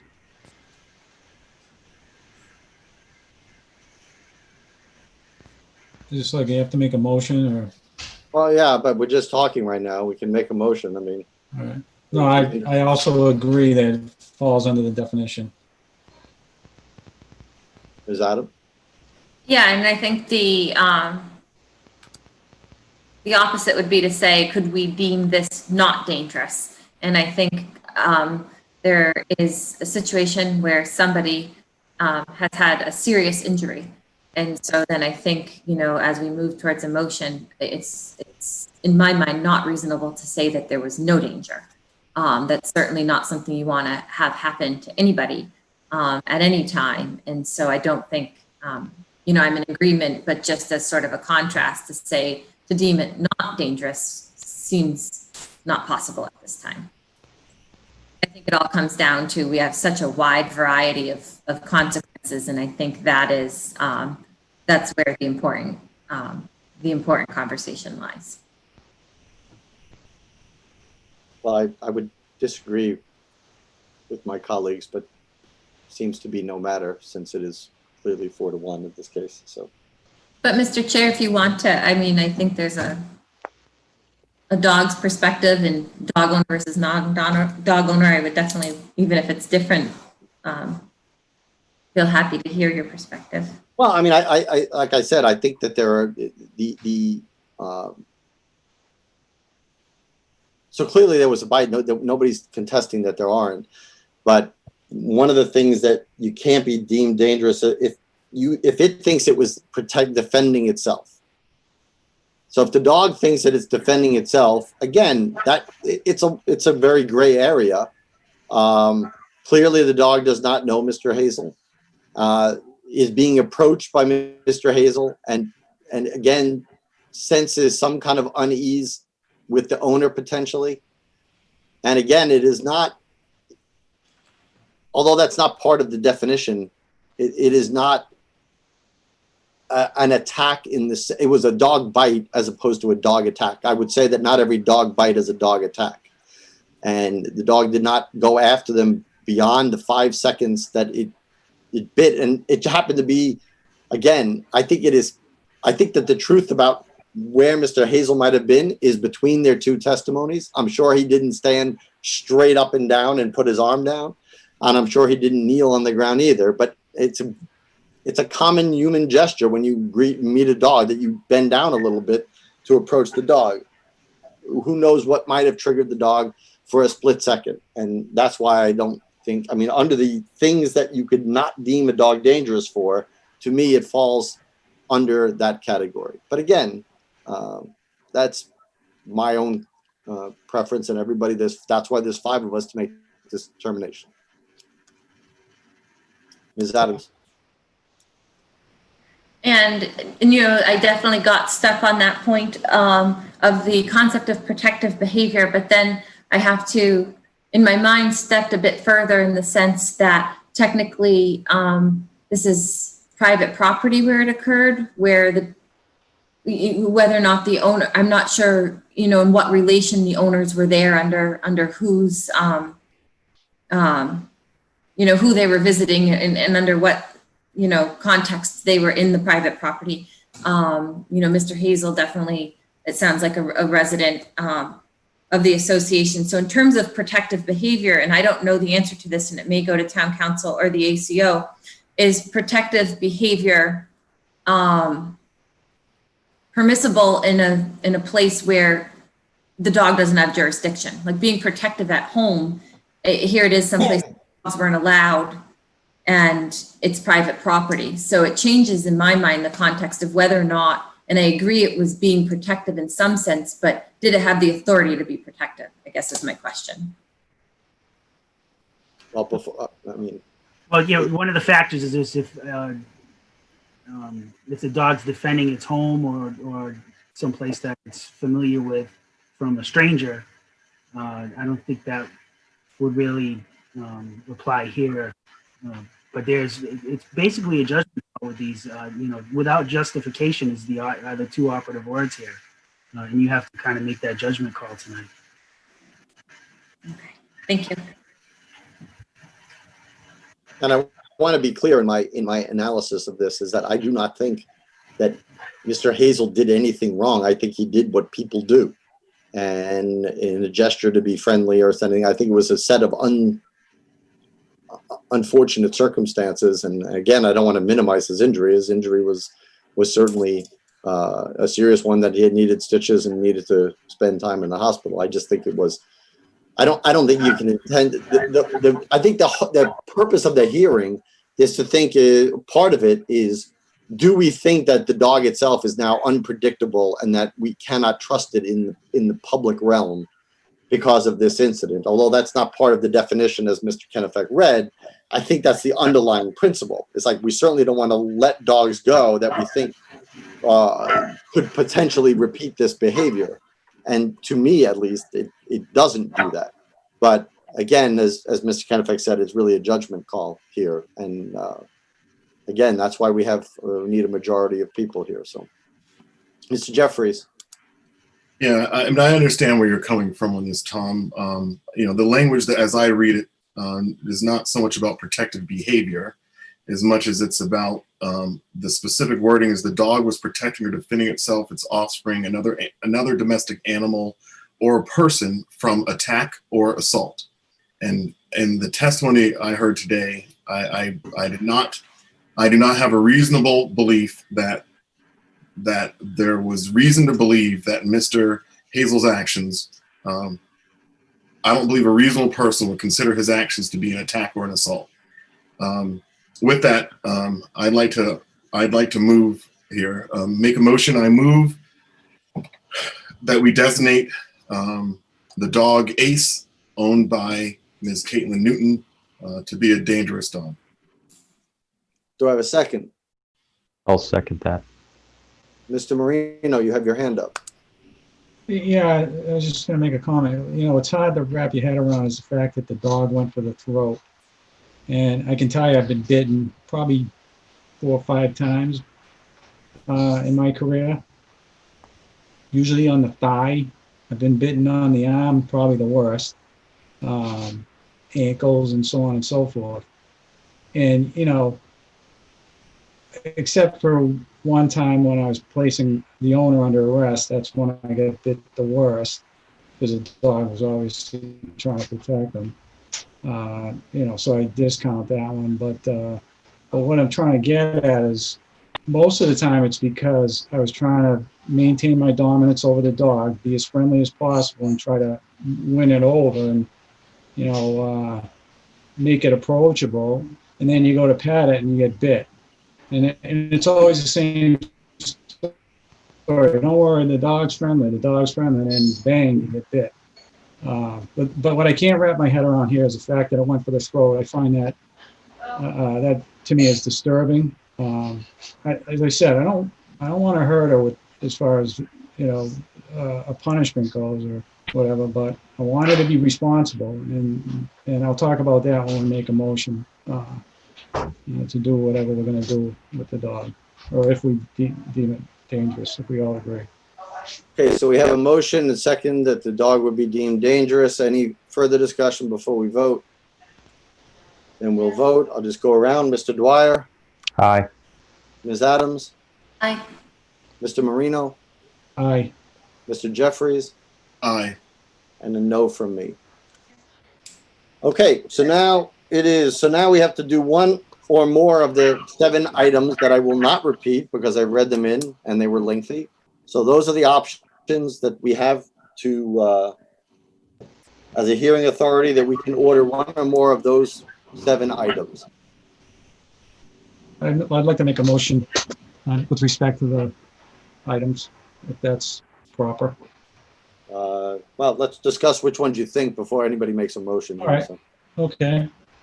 I think we should impose item C and item E.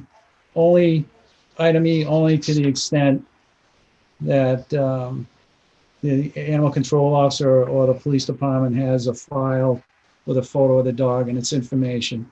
And I believe, well, obviously tagging the dog and making sure it's got its rabies shots, that's already inferred. So for anybody listening at home, the 2 items that Mr. Marino mentioned was that when the dog is outside of the home, that it should be securely and humanely muzzled and restrained with a chain or other tethering device having a minimum tensile strength of 300 pounds and not exceeding 3 feet in length, and that the owner or keeper shall provide to the licensing authority ways of identifying the dog through either photographs, videos, veterinary examinations, tattooing, or microchip implants. Those are the 2 that he has recommended. And I'll second that. Well, he didn't make a motion. He's just talking about preferences yet. So, Oh, sorry. Mr. Kennefic. One of the issues, and I always recommend to the board, to consider, I'm just looking at the, item D. That's insurance to cover any future claims. So what usually happens in these cases is if the dog's deemed dangerous and he attacks somebody in the future, and the insurance company wasn't aware of the fact that the dog is deemed dangerous, in many instances they'll deny the coverage or they'll deny the claim. So people are kind of hanging out in the wind with no recourse because the dog owner never reported it to the homeowner's insurance. So I usually always recommend that the board order proof of insurance for future claims, which requires the owner to report to their homeowner's insurance carrier that their dog is dangerous. Okay, Mr. Jeffries. Thank you, Mr. Kennefic. That was what I was going to recommend as well. Is that given this incident, given the record of there being a previous concern in April from a delivery driver, that I think we also should impose for the owner to carry insurance for the dog. I think $100,000 is too low. I would go with $250,000. But I think that we should impose an insurance requirement here. And I wholeheartedly agree with exactly the points you just made, is that's likely the outcome, is that now that the dog has been deemed dangerous, depending on where Ms. Newton lives, she may or may not choose to let her insurance know, homeowner's insurance or rental's insurance know. And I think it would be prudent given that we've had 2 incidents within 3 months of each other this year that we're aware of, one incident and one alleged fear, I think it would be prudent to require that. Mr. Dwyer. Thank you, Mr. Chairman. One of the things that concerns me is I believe it's been testified to that the dog currently lives in a house with an electric fence. So electric fences are great for keeping dogs inside their fence, but they're not good at keeping people out of that area or other animals. I don't know if it would make sense to require that anytime the dog is outside of the house that it be muzzled within the electric fence area, or that they need to create some sort of physical barrier around the property. But my concern in all this is, say a child approaches the dog and tries to pet it or something, and the dog reacts defensively. Then we'd have a much bigger problem than we have now. I'm not quite sure how we address that. I don't know if Mr. Kenefick has any ideas on that, but I think item A, that the dog be humanely restrained, should be considered as well. I think what you just described sounds more like B to me. If you're looking for a physical restraint, it looks like you're more like.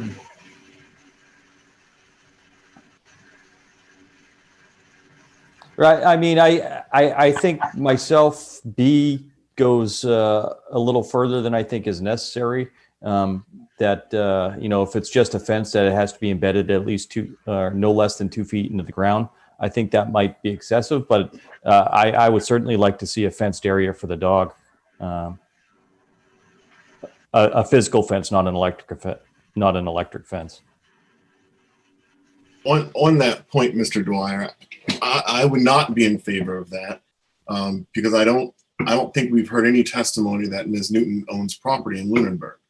And so, I think that would be imposing a burden that I don't think she can meet. Well, I believe the dog's housed at Miss Mangicotti's home in Lunenburg. That's its permanent residence, unless I'm mistaken. That would, and this is maybe is a question for our council, is can we impose a requirement for a fence for someone who does not own property in town? Well, I think the property that's subject here is the Mangicotti's property. However, that's not technically one of the 7 remedies available to you under the statute. So in the event that there's an appeal, that could cause an appeal, it probably wouldn't be upheld, because I think you'd be going outside the limit of your authority under 157. But one could argue that if that's where the dog is residing, then doesn't that make the Mangicottis keepers of the dog at some level? Yeah, for purposes of this hearing, yeah. Even though the dog's technically licensed in Lunenburg, it should be licensed in Leominster. I'm sorry. Yeah. It should be licensed in Lunenburg because it seems like that's where it's always staying anyway. But where the dog is being kept is what controls there. Right. I think if you order a pen, it would probably have to be at the Mangicotti's house. Right. Exactly. That's what I would think too. I'd be in favor of a muzzle when leaving the home. I'm in favor of insurance, a requirement for insurance, $250,000. And that's about, I think that would be sufficient to ensure that there will be no additional attacks against people. And if Ms. Newton does not properly muzzle her dog and there is an attack, that whoever is attacked can get the help and treatment that they need, assuming, of course, that the dog doesn't hold on to someone's throat for a longer period of time.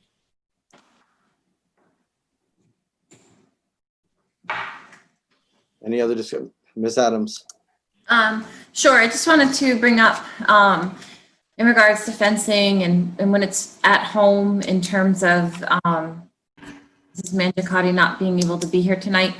The previous incident that was mentioned, I do recall that she had been saying there's a sign that asks for no trespassing or for people to not deliver packages on site or something of that nature, and that the delivery person was not following the signage. And so if I'm remembering it correctly, and maybe it's in a police report or something, that the delivery person who was chased or felt uncomfortable had actually not followed the signage or what they were asking. So in that case, I think that the dog being protective or making somebody uncomfortable, was clearly acting in its sort of normal state. I don't know if there was a sign to leave packages by the mailbox. My memory isn't completely precise on the exact words on the signage, but I don't like to take that case into consideration here because it seems like it had its own set of circumstances, and I don't think the dog was out of line at all. I think that the delivery man did not follow the order on the sign. So that being said, I'm comfortable with what Selectman Marino described and the idea of muzzling and restraining, which is item C in the 157C, along with the providing identification, item E. And I'm fine with the proof of insurance.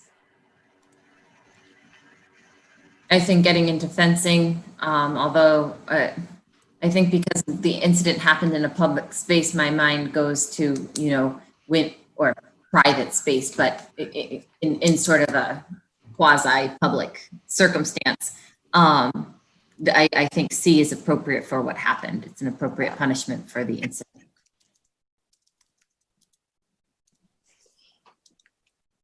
Okay, so I think we've discussed this. I think we can come up with a motion at this point.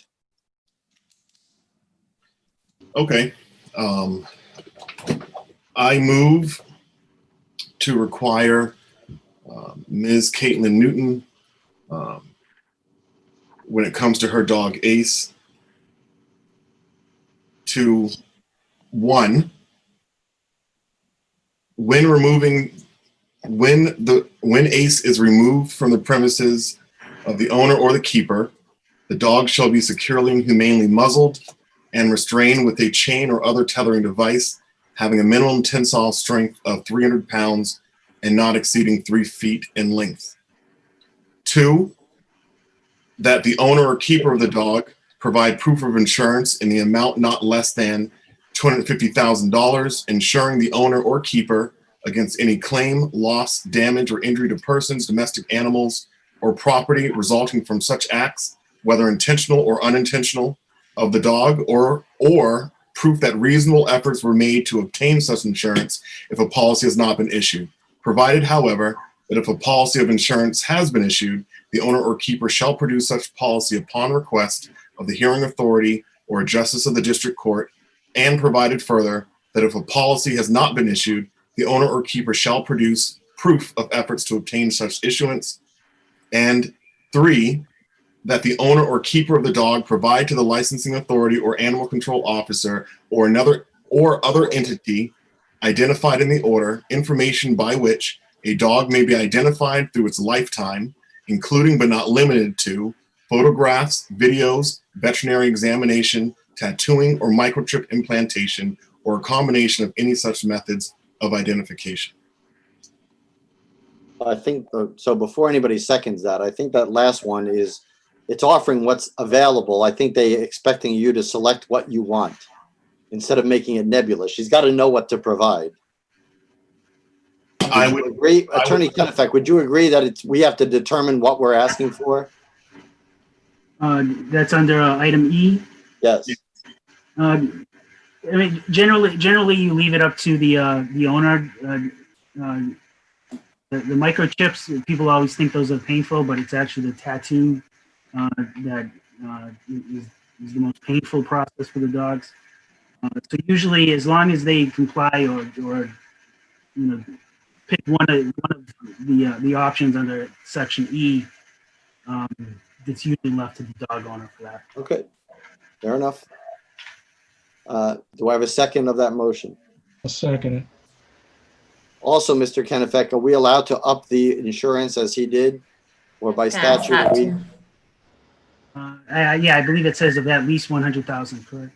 I don't have the statute in front of me, but okay, no, that's what it says. I believe it says I see it's at least 100,000. So. Okay. Before we vote on this, I have a question. The dog is licensed in Leominster right now, currently, not in Lunenburg. And if the dog were to be relocated to Leominster, what is the enforceability of this? The order follows the dog anywhere it goes in Massachusetts. So okay, so it is state law. Okay. Yeah. Thank you. I just wanted to be clear on that. I thought that was the case.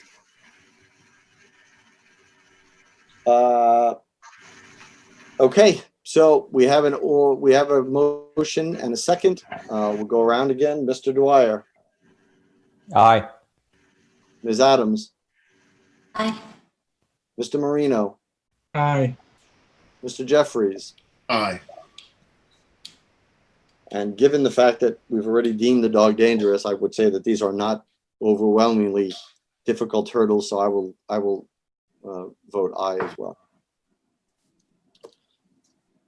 Okay, so that is the order. We need a written determination sent to Ms. Newton. Is that correct? Yes, I can draft one and have the board review it.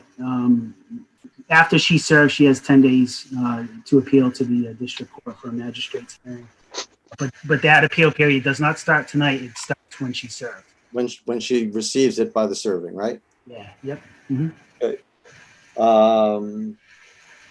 Also, this is not part of this hearing, but I'll just say it anyway. If the dog is going to remain in Lunenburg, you need to get the dog registered in Lunenburg if the dog is going to remain here. So, okay, that issue being resolved. I thank everybody for their time in this, and appreciate everybody's patience in going forward. Thank you. Thank you.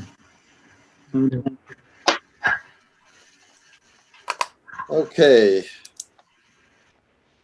Let's go over current business here, and we'll skip over the policies for a moment.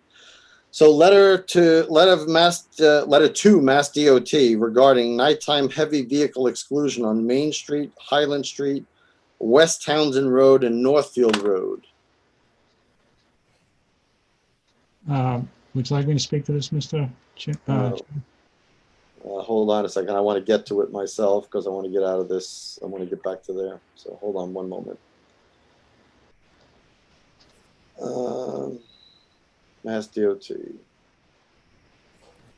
Are you going to do coffee with the selectmen so people can still complain to you about these things? So you're a witness, right? They do complain. All right. Yes, I would have thought the chief would have spoken to this, but we'll go with the ex-chief. Well, I'm not trying to upstage the comment. Old habits die hard. I initiated this process quite a while ago. So the history is that I don't even know how many years ago. This has been going on for so long. What we're trying to get is a truck exclusion on West Townsend Road from the Townsend line to Chase Road. And then across Chase Road is the extension of West Townsend Road. A short piece goes up to Northfield. A short piece of Northfield to Highland to Maine, and then Leominster Road as well. Unfortunately, in order to do that, you have to identify alternate routes. So the alternate routes we identified, state highways, were 119. So in other words, traffic coming from New Hampshire, and as you know, this is a cut through to Route 2, would have to go down 119 to the lights and turn right on 13 if they wanted to come up this way. For Leominster Road, trucks would have to go all the way down 13 into Leominster. Unfortunately, Leominster would have to engage, and so wouldn't Townsend. They were not inclined to do so. They stated their reasons for it. They didn't want an increased amount of traffic on the main roads, on 119 and on Route 13, respectively. So there was another traffic study done to try to just include the short piece of West Townsend Road because it's only in Lunenburg, the one from from Route 13 up to Northfield Road, Northfield Road to Highland, Highland to Maine, Maine to Mass Ave.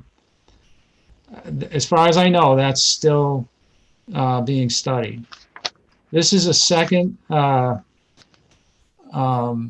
proposal made by MRPC to do a nighttime exclusion because we've had so many complaints about nighttime truck traffic waking up residents, particularly the trucks with Jake brakes, which is that compression release that they use to slow the trucks down. So that's basically the history behind this. I know the board has supported the proposals to exclude trucks on these routes in the past. What MRPC is looking for is our support again to try to submit this nighttime truck exclusion. What is the, what is considered nighttime? From when to when? I knew you were going to ask me that, and I don't have an answer. I honestly, I didn't even think to answer that question. It may differ because it's a Chapter 90 rule, but it may not. EPA, says 10 to 7 in the morning is nighttime. Chapter 90 might have a different view of that, but I doubt it. So it'd probably be from 10 to 7. Before we approve this, can we find out what those times are? I'm assuming it's a knowable thing. Yeah, we can do that. And I apologize. I didn't even think about it. It didn't even occur to me. I haven't. I have a question, I don't know. Mr. Chair. Ms. Adams. Okay, so am I understanding this correctly? It can't be done for a full day, so this is like a modification for it to just be asked for night? Yeah, well, my understanding is, and I could be wrong about this too, is I'm trying to get trucks excluded from those streets anyway. But the exclusion that I've been trying to get doesn't include nighttime. So I think what this is a thought that, we better do this, at night as well, because in addition to having people complain about the heavy truck traffic on these roads, which if you talk to the DPW director, he'll tell you, it affects the conditions of the roads. It's costing the town money that we don't really need to spend. They can go down the main highways. This doesn't include oil deliveries, those kinds of things. It's just passing through. These are trucks that are just passing through. And what happened is people are complaining quite frequently about the noise at night. And I sympathize with them. I don't know why they have to use these back roads, except they're using them as just shortcuts. Maybe the GPS has led them. Well, good point. Good point. That's another problem. I would be comfortable, moving forward with this regardless of the hours, just because something I was just going to say is like an aside. For a great deal of time as a citizen, when I was getting to know town government in the town, I attended, and I still had a little one at home with me, and she would attend too. We did the coffee with the chiefs, and undoubtedly, this was topic number one, and there'd be countless citizens from these roads who would come up repeatedly where they had all sorts of negative incidences of speed and noise, and these are small roads, that really aren't meant to take on this type of traffic. So I feel like there's a long history going back to 2017 for me, and maybe much further for other people in terms of people asking for these improvements. So I'd be comfortable, getting it to move forward tonight, regardless of hours. Mr. Jeffries. Yeah, this is a question I asked earlier as well, and I looked up the answer to it. It's Mass General Law, Part 4, Title 2, Chapter 278, Section 10. And it defines nighttime as shall be deemed the time between 1 hour after sunset on one day and 1 hour before sunrise on the next day. And it says at the time of sunset and sunrise shall be ascertained according to the mean time. So that would then cover, my concern was the winter time. And based on that definition, that would cover business hours throughout the year. Thank you, Mike. And that's basically what Chapter 90 usually says, sunset to sunrise or whatever, or an hour before. But thank you for doing the research. So who do we need to get this approved? It would seem like you're trying to get a whole heavy vehicle ban on those roads. Yes. So the town doesn't have the authority to do that? That has to come from Mass DOT? No, it has to come from Mass DOT. And it has to be based on a study. So that's where MRPC comes into play. So essentially, they're doing all the legwork for us. So Well, most of these, I mean, are most of these complaints coming in at night, or do they come in all during the day and everything? all day, all night. It's So just why don't we go for the whole thing? Why are we just going for a nighttime one? well, yeah. I tried to get it completely. I tried to get these streets complete truck exclusion on these streets, but as I said, in order to do that, you got to get these other cities and towns that connect to these roads involved. They have to be engaged, and they're not willing to. But what he's gonna make an attempt to get these streets done because they're only in Lunenburg. It doesn't affect any other city or town, which will help. I think. I mean, it won't help the poor people over on West Townsend on the other side going into Townsend, but it'll help on this side. And I think it might help them too, because it might cause truck drivers to take another route anyway. Yeah, I don't know. It's a source of frustration. I got to tell you, it's been going on for years of complaints. If you did a survey down in that area, it would be overwhelming, guaranteed. Highland Street, West Townsend Road, North. Okay. Yeah, it really would be. But it's DOT's call.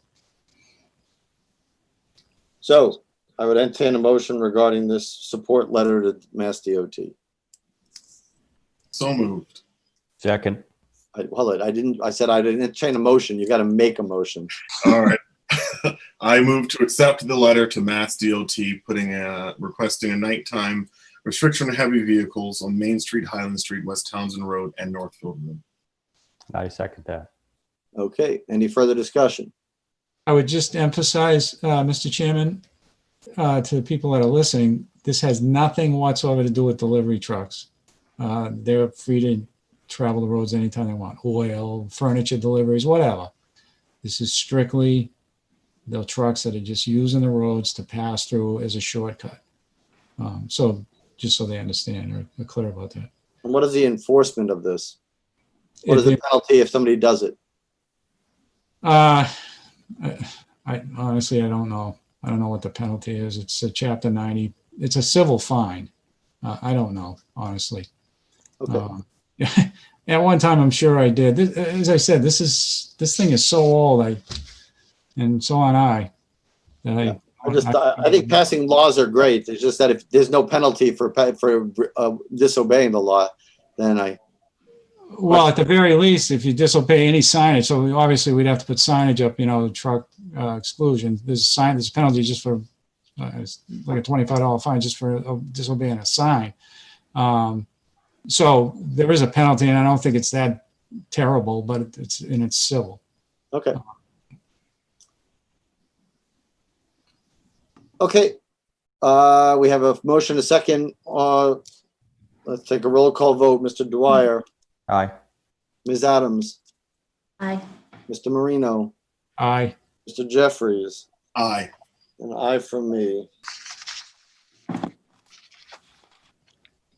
All right, next up, discussion about the creation of a Tri-Centennial committee. So, several years ago, we had a 275th anniversary. Now we have a 300th coming up in 2028, I believe. Back then, we orchestrated a committee. So 25 years ago, that would make it what year? 97, 98? When was that? No, 2003. 2003 it was. Okay. So we, at the 1999 annual town meeting, we passed an article creating a special committee to help plan the observance of the 275th. So that was only 4 years in advance. So we could put this as a town article and let town meeting do it, or we could, or we can do it ourselves, I guess. Eventually, we're gonna have to ask town meeting for money to help celebrate, unless we don't think we're gonna be lots of celebrating. So, but I'm assuming we'll need funding at some point. And all it said, just so people are aware, this is what it said on Article 30 of May 8th, 1999. Approve the creation of a special committee composed of not more than 11 members to act as a steering committee to plan for the observance of the 275th anniversary, members to be appointed by the Board of Selectmen. So, Madam Town Manager. Yes, thank you, Mr. Chairman. I would just add that I don't think a town meeting article is necessary for the creation of a special committee. I think it's under the purview of the Board of Selectmen, under the charter, under appointments, as far as appointing multiple member bodies of which functions do not involve direct operating responsibilities, but are more advisory in nature. Okay. But people love these articles at town meetings. They love to stay at town meeting and argue these. Ms. Adams. Okay, so, 8 years out, it may seem a little early. The reason it's on my mind is because I think 300 is a pretty big deal. And so I would want to set, whether it's goals or visions in terms of what are some things we see for Lunenburg. And that's where the early nature of it comes in. And we create the charge for the group, but what do we see as goals or outcomes for turning 13? So not just a group to say, plan the party or plan the decorations, but what does turning 300 mean?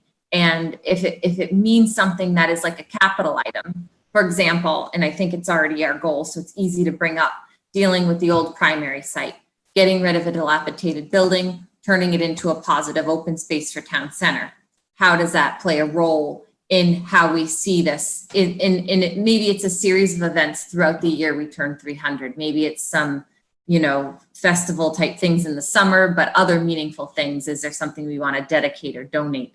So that's why I see doing it early, in the sense that if we can set in mind some really meaningful conversations, and it might even push forward some of the ruts we've been stuck in terms of being kind of stagnant and not being able to get some of the topics and not to like get stuck on a certain thing like town hall, not like that, but to say, we always end up with the conversation, we lost our bonfires. Could we ever do a bonfire again? We don't have the space to do one. Okay, well, that's so important to people. How do we collect that information and then create like a vision for turning 300? And if that means capital items or little projects, then we definitely want to have a lot of time to organize those thoughts, fund those thoughts, and then have them completed. And that's where the time really comes in. I've been talking about this town green vision for 3 years, and it's still now sort of a goal. So if we're going to actually get to a point where we have something positive to share with Lunenburg for turning 300, I think this amount of time is a reasonable amount of time to assign to it. Okay. I'm for the committee. I mean, it's a pretty hard thing to be against. So,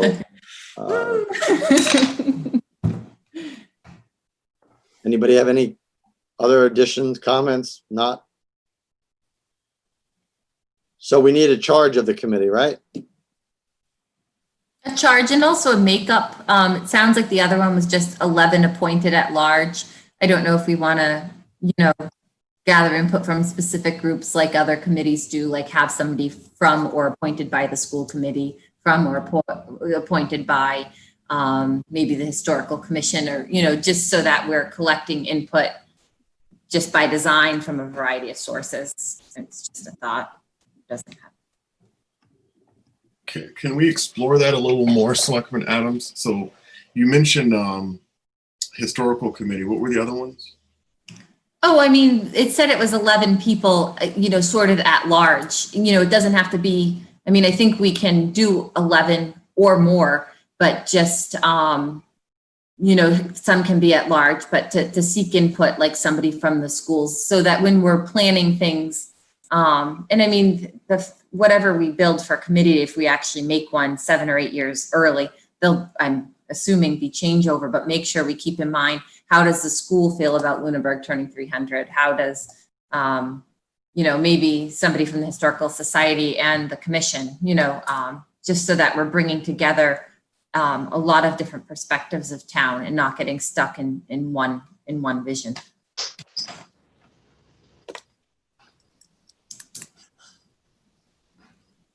you can offer to take, if you want to take a stab at what you want the creation to be, and you can bring it to us next week, that would be great. Yeah, I'll put some thought into it, and I'll present sort of a concept of what the group could look like, and then we can tweak it. Okay. I like to be on it. Let's get the committee first. I just want it to be awkward for everybody if I'm not. All right. I will support you being on it, Katie. I'll even nominate you. Thank you, and I'll consistently just express my interest in being part of this committee I'm working on designing.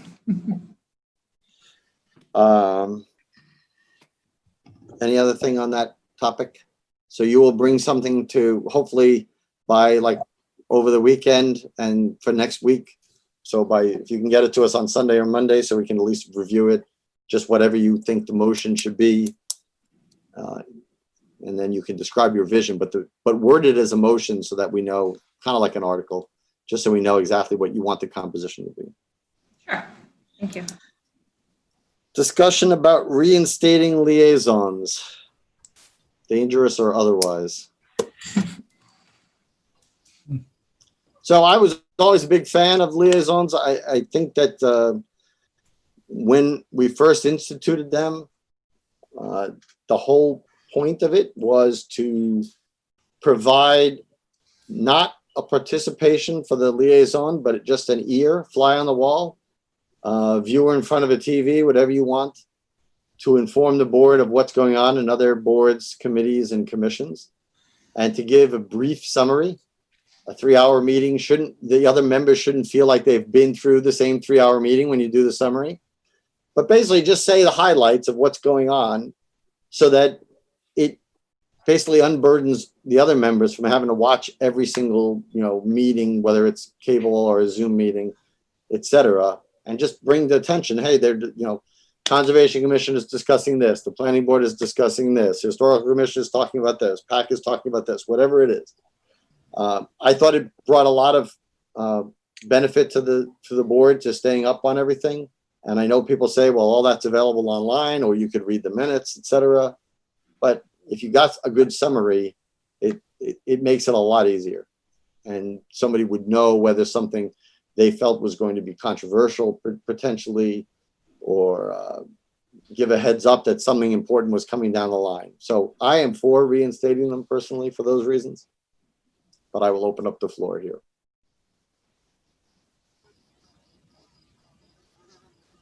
The dog hearing wore everybody out, I guess.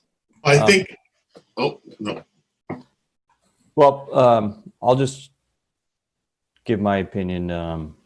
Being a member of the Conservation Commission, I'm happy to report what's going on there. And I think your idea of, at least, even if with meetings being remote, it makes it easy that we can, watch these on our own time and then report to the board.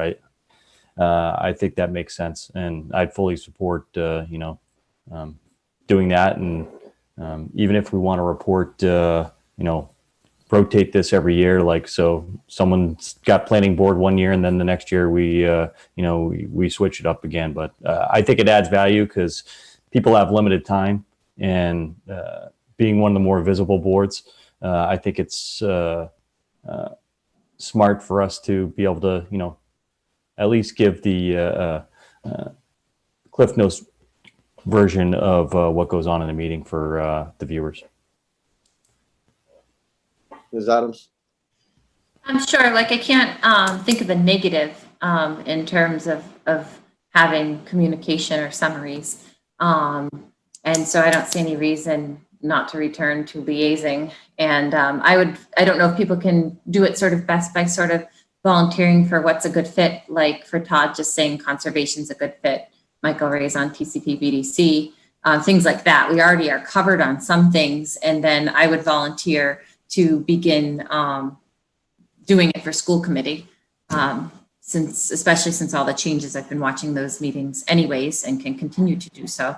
So I would be fine doing that. And I know that Heather's quite involved with the school as well. So a lot of times that information is covered in her reports, but I would happily do that. Okay. Mr. Marino? I agree. I think it's a great idea. Open communication is a wonderful thing. Okay. Let's do it. Mr. Jeffries. I'm in between on this one. However, I think I already kind of do it for the library because they did ask us for someone last year, and then also Council of Aging. So I see all the pros to it. I think there really are no cons. The only drawback though is we only have so much time, and so there's got to be committees that we can't liaise with. And so I don't know. In your vision of this, Mr. Chair, how do you envision us being assigned to different committees or boards? Well, two things. I would offer that we make a list of the ones that we feel are appropriate for us to be there for, that aren't attended in any other way, and that meet frequently enough so we all can't watch it or something. And then from that list, people volunteer for which ones they want to do. That's what we used to do in the past. So I don't think we covered every body, every committee that's out there, but we tried. And even if you do, even if you're the liaison, I mean, again, the liaison doesn't mean you're a member of that committee. So you can feel free to miss it. And if you missed it and you said, I didn't get to it and you don't have a report, that's fine. I mean, again, nobody's tethering anybody to their desk or their selectman duties, but we would hope that the majority of meetings people would either attend remotely or watch later on. Either one is okay because it's just a summary, so you don't have to go to the meeting. And if it's not televised and you don't have, like I don't have cable, so I would watch it afterward if I couldn't attend the meetings. But you just try to do your best to summarize what's going on. That's really all it's about. It's not about getting involved in the meeting at all. In fact, I would probably argue that liaising is the opposite of getting involved in a meeting. So, Mr. Chair, one of the other thoughts I had is if we kind of stand out on its head a little bit, what about inviting the chair of our committees, various committees through the town to, come in once a month and just give a brief report on what their committee's been up to? I would say that's a lot of people. Well, that's why I said, once a month or something like that, or some, quarterly, something like that, but something to, come before us and kind of give us the highlights of what's going on in their committees. Some may come in more frequently. Planning board often has, big topics. School committee would be another one that we'd like to see more frequently, but I mean, that's another way to consider it, to see if the chairs would be willing to come in and, give, 5 or 10 minutes on what they're working on. That's fine with me. I'm not, committed to either one of them. I'm not, entrenched in either one of them. I don't think we have to do both. So we have to choose one or the other. I think to do both would be just duplicating efforts. So. Mm-hmm. Or it could be a hybrid. I mean, you mentioned that if we put up a list and there's going to be leftover boards and committees, maybe to those leftover boards and committees that we would follow Mr. Dwyer's suggestion and extend an invitation to those chairs. My objection to doing it quarterly would be that if we did it there'd be long gaps that we wouldn't necessarily go what's going on. And if we did meetings, committee reports or liaison reports in our meeting, we would presumably know more what's going on in a shorter time frame than quarterly. But again, a lot of these they have their own authority. Conservation Commission, School Committee. I mean, you can name a whole bunch of them, parks. I think we should do one or the other. Let's put it that way. I don't think we should not do either. I think we should do at least one of them. And can I ask a question? Sure. Why was it that you discontinued liaising? I don't know. It was done after I had left the board, so I wasn't among the board when it was discontinued. Mr. Chair, I can speak to the discontinuation of liaising. Okay. The chair at the time initiated, and it had a lot to do with concerns that whoever was the liaison would, I believe, have a bias in their communication. So if I was liaising to the school committee, that there could be a bias in what I represent or come back. But I have faith that we can all summarize. We know what each other's bias may be towards a topic, but it doesn't eliminate, in my opinion, our ability to represent a summary of what's going on and what's important. But that was the main reason of eliminating it, was in the concern that somebody could have a bias and report through their own lens. And then in terms of that, there was attempts at, changing the communication. So there'd be maybe a large meeting where we tried to invite people from each committee and things like that. But I think because it's our idea to be a liaison and it's our idea to seek this communication, I think it's difficult for us to ask them to come to us because they have their own meeting nights and their own commitments. We can sit here and choose, okay, I'm going to do school committee every other Wednesday. I know I can. And since we're sourcing the need or the want for input, I think it should come from us. It would definitely be awesome to have chairs and people come and give us summaries. But I don't really think we're in a position to ask other elected boards or to tell them, what we'd like them to do. So I think it needs to come from us at this time. And then if they choose to, return the favor, then they can set up liaisons. But I think it needs to come from individual boards to want that from us. We want it, so we need to go find it, is sort of how I see it. Anybody else from the board? I think us liaising, it gives us more control. If we ask people to come in, there could be a host of reasons and not even required to come in. So you would hope they would do it as a courtesy, but there's nothing to enforce that, especially for elected bodies. So why don't everybody think about what committees and boards and commissions we should cover with a liaison and pool in all those numbers. Just provide me directly with a list of those. And then we can choose from that. I'll try to aggregate the lists, and then we can either next week or the first week in September, we can choose, because that's when things will start getting heated up again with town business, that we can choose which groups we want.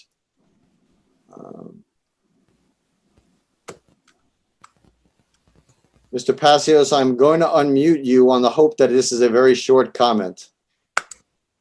Yes, it is. It's in regards to the subject you're on, and it is very short. I just want you to be aware that previous to the liaison being ended with the Board of Selectmen, or from the Board of Selectmen, there was pushback from a number of boards and committees. Number one, because the liaisons were impeding the meetings by trying to be a part of the meeting, which you've covered very clearly tonight. As long as you're a fly on the wall, as far as I'm concerned, you're welcome in the meeting. But if you try to become part of the meeting other than as a member of the public, that's overreaching. And there was a feel in some cases in the past that Board of Selectmen were imposing on the autonomy of certain boards and commissions. Thank you. Thank you. Ms. Adams? Okay, I'll have to say, as sort of, I guess if that's a public comment, as a rebuttal to the previous speaker, that I will not agree to being a liaison if I'm agreeing to be a fly on the wall. If we're engaging in another group and investing time, then as a citizen, we most certainly can be there participating with interest. I think offering to be a liaison does not mean I'm offering to sacrifice my ability to give input or interact in a school committee meeting. If I lose my voice as a parent or a citizen because I'm liaising on, to this board, and now I'm silenced by that role, then I absolutely disagree with doing this, because I'd rather be able to continue being a citizen and a voice however we all see fit. I didn't see it as an opportunity to say people were overreaching.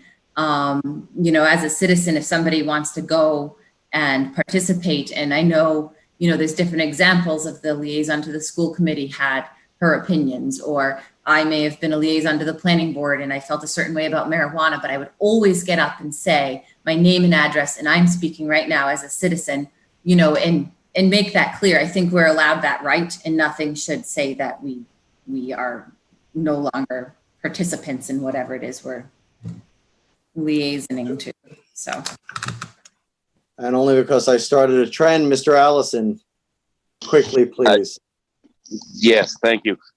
Yes, we did very much appreciate Ms. Adams being the liaison to planning board. And she did always preface her comments as a citizen.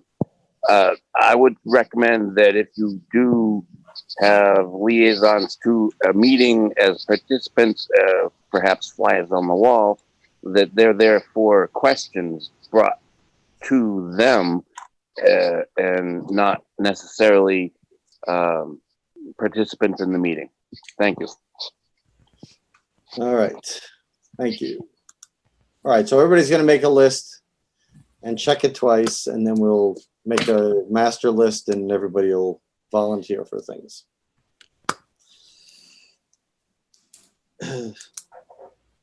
Discussion on the TCP Building Design Committee charge. So we were given minutes of the August 13th, 2019 Selectmen meeting, which happened after the money was appropriated for such design purposes in the May 2019 town meeting. And there was a discussion,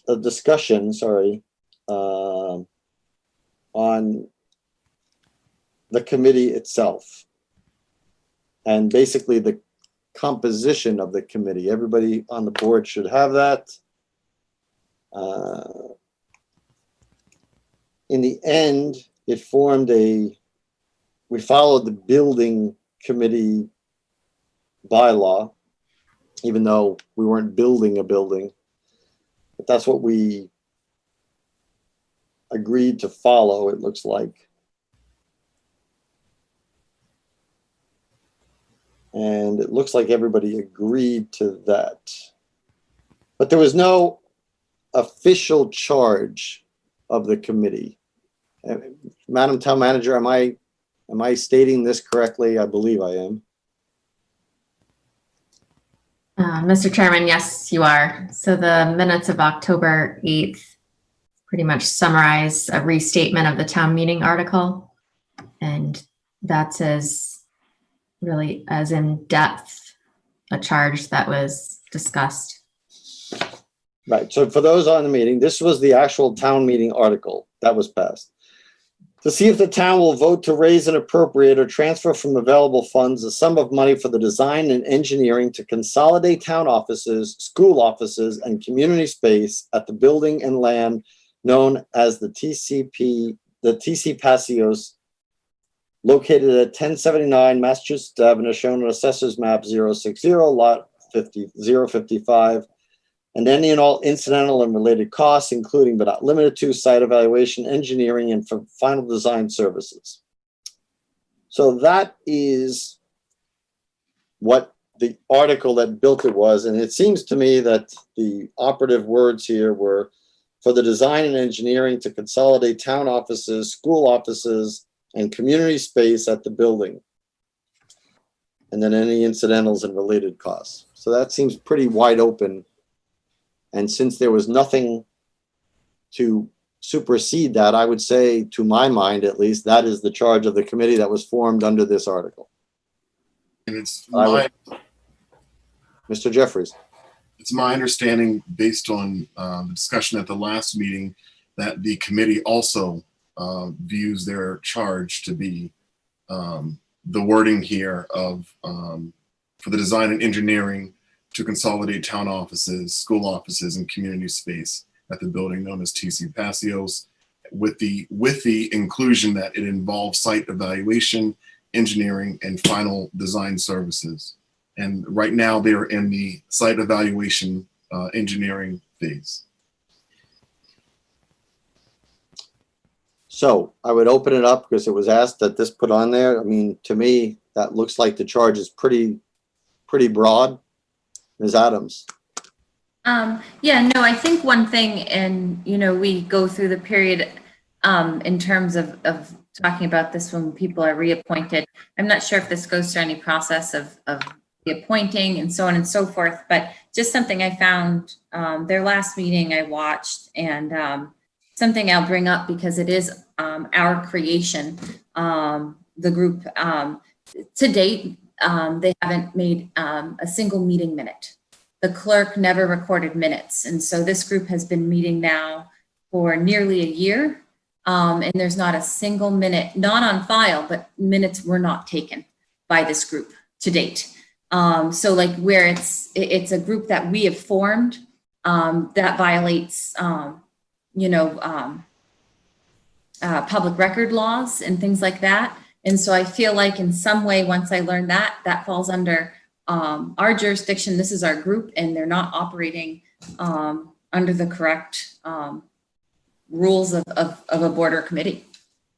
So I think we need to follow up and make sure that this is an accessible and open group where people can go back and read their minutes. And as of now, there's not a minute to be read. While I agree 100%, if there's no minutes, I agree 100% with what you said, that wasn't what this topic is, which is what their charge is. Obviously, any committee has to be doing minutes, and if they're not, we have to take them to task for not doing that. But that's a different topic than what their charge is, what they're asked to look at. I agree, but we have a group working on something important, and I think I feel like it was just important to bring up. Maybe it's not quite in line with this, but it certainly seems applicable to me. Mr. Jeffries. Just to that, as they discussed at the last meeting that Selectman Adams is referring to, there was also a board reorganization in which they changed the clerk who's responsible for keeping minutes. And they also identified that this is an issue with the record, and that they will work to resolve that. Because Selectman Adams is completely correct in that all boards and committees should be taking minutes. That's understandable. And with all that we have, sometimes people get delayed. It does happen, but a year is excessive. Well, as our member on that board, I would ask you to bring that message to them and make sure that that is addressed post haste. I certainly will. Madam Town Manager, who are the current membership of the committee? I don't have that in front of me. So Mr. Jeffries represents the Board of Selectmen. Tanner Cole represents the Planning Board. Brian Lahitane represents the School Committee. Dave Passios is on the committee, representing Finance. Okay. And Greg Roy is the chairman of the committee. He's the one of the members at large. And I am missing, and Mike Mackin is a member at large. Okay.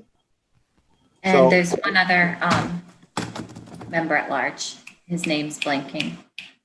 The reason I ask is it looks like we have two members here. With the board's permission, I wouldn't mind hearing from Mr. Passios and Mr. Roy about what they feel their charge is. Dave Blatt. Dave Blatt? You said Dave Blatt's on the committee. Okay, gotcha. Okay. Sorry, Dave. Are we within the item on the agenda to open it up to the group without having added that on? I feel like it's a little bit, I'm not sure. We have two members. They don't have a quorum. I just want to know if they feel what their perspective is. Do they know what their charge is? That's all I'm asking them. Okay. Mr. Roy, would you like to begin since you are the chair of that committee? He's on mute. I'm doing my best. Thanks, Mr. Chair. Can everybody hear me? Yep. Yes. Yes. We are appreciative to hear that your interpretation of our charge aligns exactly with what we thought it was. So in the second meeting we had the last after our initial meeting that was organized by the clerk, the very first agenda after that, we put the article right on the agenda, Article 24 from the 2019 annual town meeting, and sort of put that right in the front and center So yes, we're on board with that as our charge. So, And as chair, Yeah. you heard the comments about there not being minutes, I'm assuming. yep, we certainly did. I appreciate that, Ms. Adams. And that was weighing heavily on me as well all year. And I'm going to take credit. I'm going to take the responsibility for it as chair. So we are initiating that. I do want to say, I know this doesn't substitute for our legal Requirement. legal responsibility for minutes, but we have made certain that all of our meetings are recorded. We wanted to make sure that we had transparency through this process, and I do apologize for the lack of the minutes. And I'm not going to make excuses for it. I'm just going to take responsibility, and I'm going to commit to your board that we are working expeditiously to get caught up, and I think we have addressed it moving forward. I apologize, and we will get that cleaned up as soon as we can. Sounds good. I'm a little concerned about the intensity of the light hitting you. There we go. Something Yeah, just went off. My wife just bailed me out. Sorry about that. There you go. I thought there was some nuclear testing going on at your home. So. Now I have a virtual background here, so you don't have to look at my master bedroom. And I got a light in front of me, and it was dark. And sorry about No. It was just me trying to lighten up the mood, but I appreciate it. Thank you for coming on and telling us that, Mr. Roy. Nope. Dave, did you want to say something, Dave? Yeah, I had one quick question, and then actually first I'll reiterate what Greg just mentioned, and it disappoints me that it wasn't mentioned that we did deal with it at our last meeting, and that action was taken to get those minutes caught up. All we heard previous to Mr. Roy coming on was that the minutes weren't there, but we did deal with the issue, and it will be taken care of. Secondly, I just have a quick question on the wording of the articles that you guys are looking at, Article 24. My copy, which I pulled from a town report, I believe, and it's just a difference of one word, but I just want to be clear as to what the word actually is. Where it says town offices, and you guys were saying school offices, my copy says school uses, which is a different different animal. So at some point we need to be sure as to what the article actually said. Was it school uses or was it school offices? Because those are two different things. Just for clarification. Thank you. Okay. Thank you. Are you looking that up, Madam Town Manager, by chance?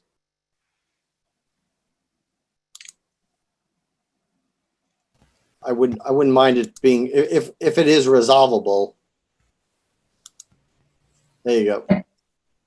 I believe it is school uses. That was changed before town meeting. It was originally worded as school offices and changed before the warrant was printed. Which one was passed? The uses, Okay, because so- it involved not only offices, but other purposes like extended day. Yeah, it would seem like school uses would be broader. So if it's school uses, that makes it even broader than school offices. So there you Right. go. Okay. Thank you both for making those comments. Minutes for approval, May 19th, 2020 and June 2nd, 2020. Any comments on those? Either that. If there are no comments, I would entertain a motion regarding those two sets of minutes.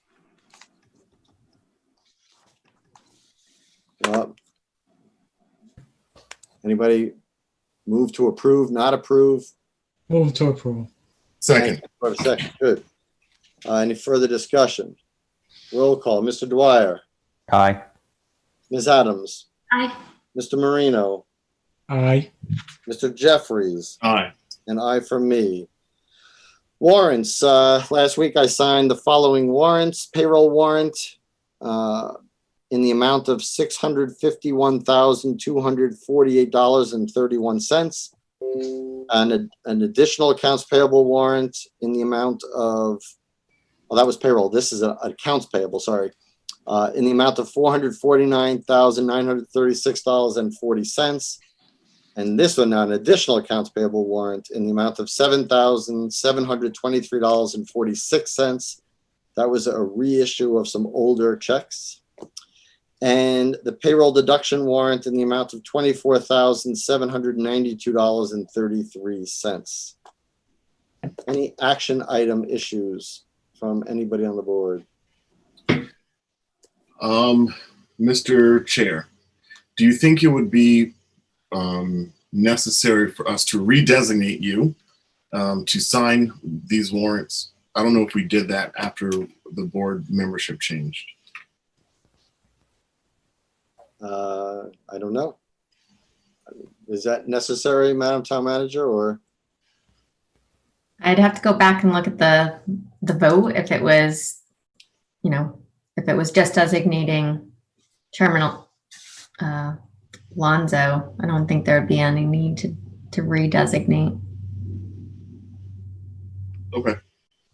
I certainly don't have a problem with Mr. Alonso signing all of this. I just want to make sure that we're not creating any opportunity for problems. Any other action item? Committee reports.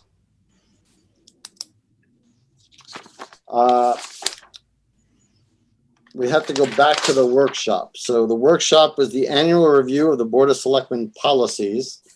I think that there's nothing else at the end of the business because there was no old business.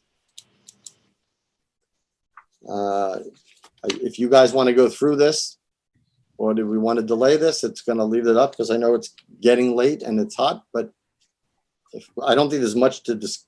Unless somebody has something new, there was a markup of the existing Board of Selectmen policies that town manager provided to us. That was red lines. There were some highlight things highlighted there of things that were changed that we can review if you want.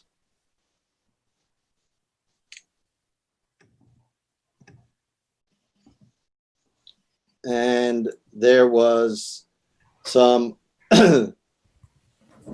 policies that we had talked about adding, like a policy on placing a ballot question on a local election ballot.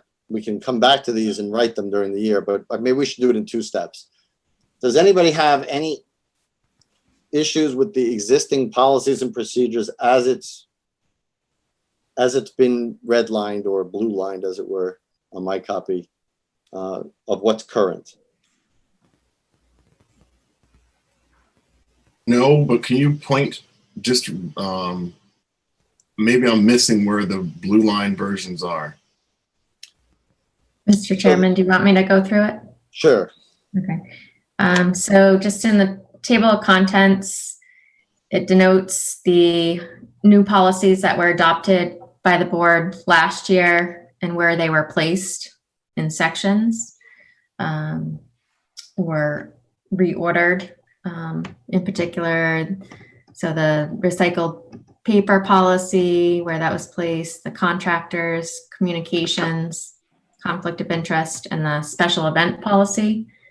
So that's just denoting where they're being placed in the manual. And on page 14, section 2.02 is one recommended change. And that was, let me get to it. Hold on, there's one on page 5 first, which is the town meeting. Page 5 would be That's the town meeting. Yeah. So at the special town meeting, the number of days was changed for posting of warrants from 42 to 47. And so that makes that change to reflect the town meeting vote. And page 14 is the remote participation policy. So this is the remote participation policy prior to the new legislation that allows fully remote meetings. So this is with a disclaimer at the end that the exception to this policy is in the event that the state suspends the regulations related to remote participation and allows full remote participation, this policy is not in effect.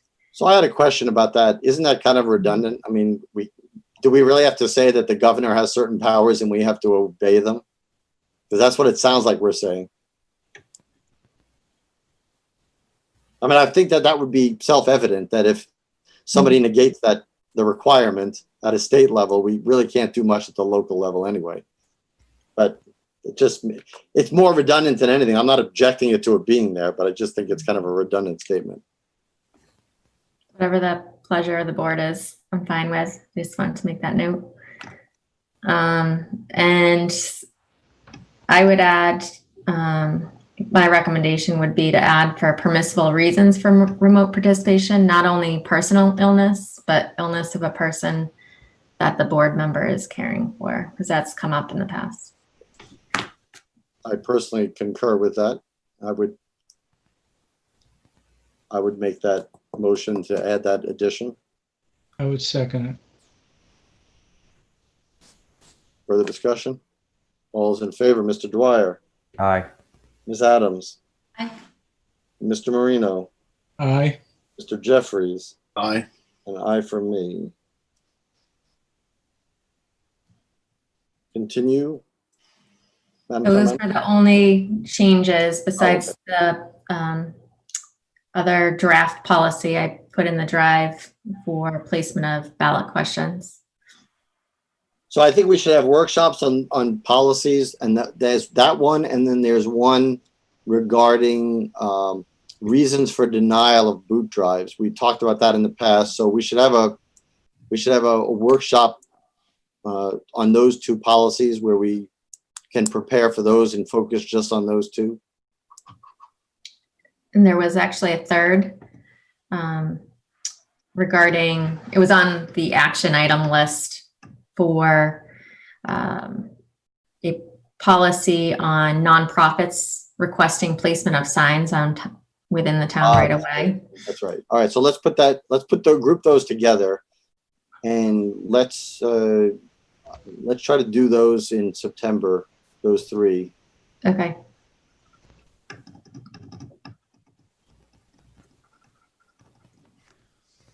And between now and when we have it, please think about what you would like those policies to be.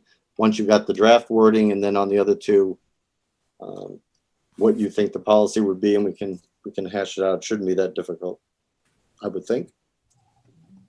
Any other changes or anything on the Board of Selectmen policies? Hearing none. Okay, old business, we have none. Upcoming meeting schedule. We have a meeting next Tuesday, the 18th. And then are we having a meeting on the 25th is the last, right? So the 25th is the last Tuesday of the month. Okay. Any concluding, no town manager report today, huh? No. All right. And any COVID update? I know that the governor has changed some of the policies, like for outdoor and indoor gatherings, the number is being reduced. Is that correct? From 100 to 50? Yes, 100 to 50. Started today, right? It started today. Okay. There was a change in the travel order. So I can have all those put together. Okay. For next Next week? Okay. Sounds And good. any changes that happen I this was week. gonna say, don't bother, they'll change. It's continual, so. Any final public comment from the public? Seeing none. Any public comment from the board? Also seeing none. Okay, I would entertain a motion to adjourn. So moved. Second. Any further discussion? Mr. Dwyer, Aye. Ms. Adams, Aye. Mr. Marino, Aye. Mr. Jeffries, Aye. aye for me. Good night, everyone. Take care of yourselves. Take care of each other. We'll see you next Tuesday night. Thanks. Good night. Night. Bye.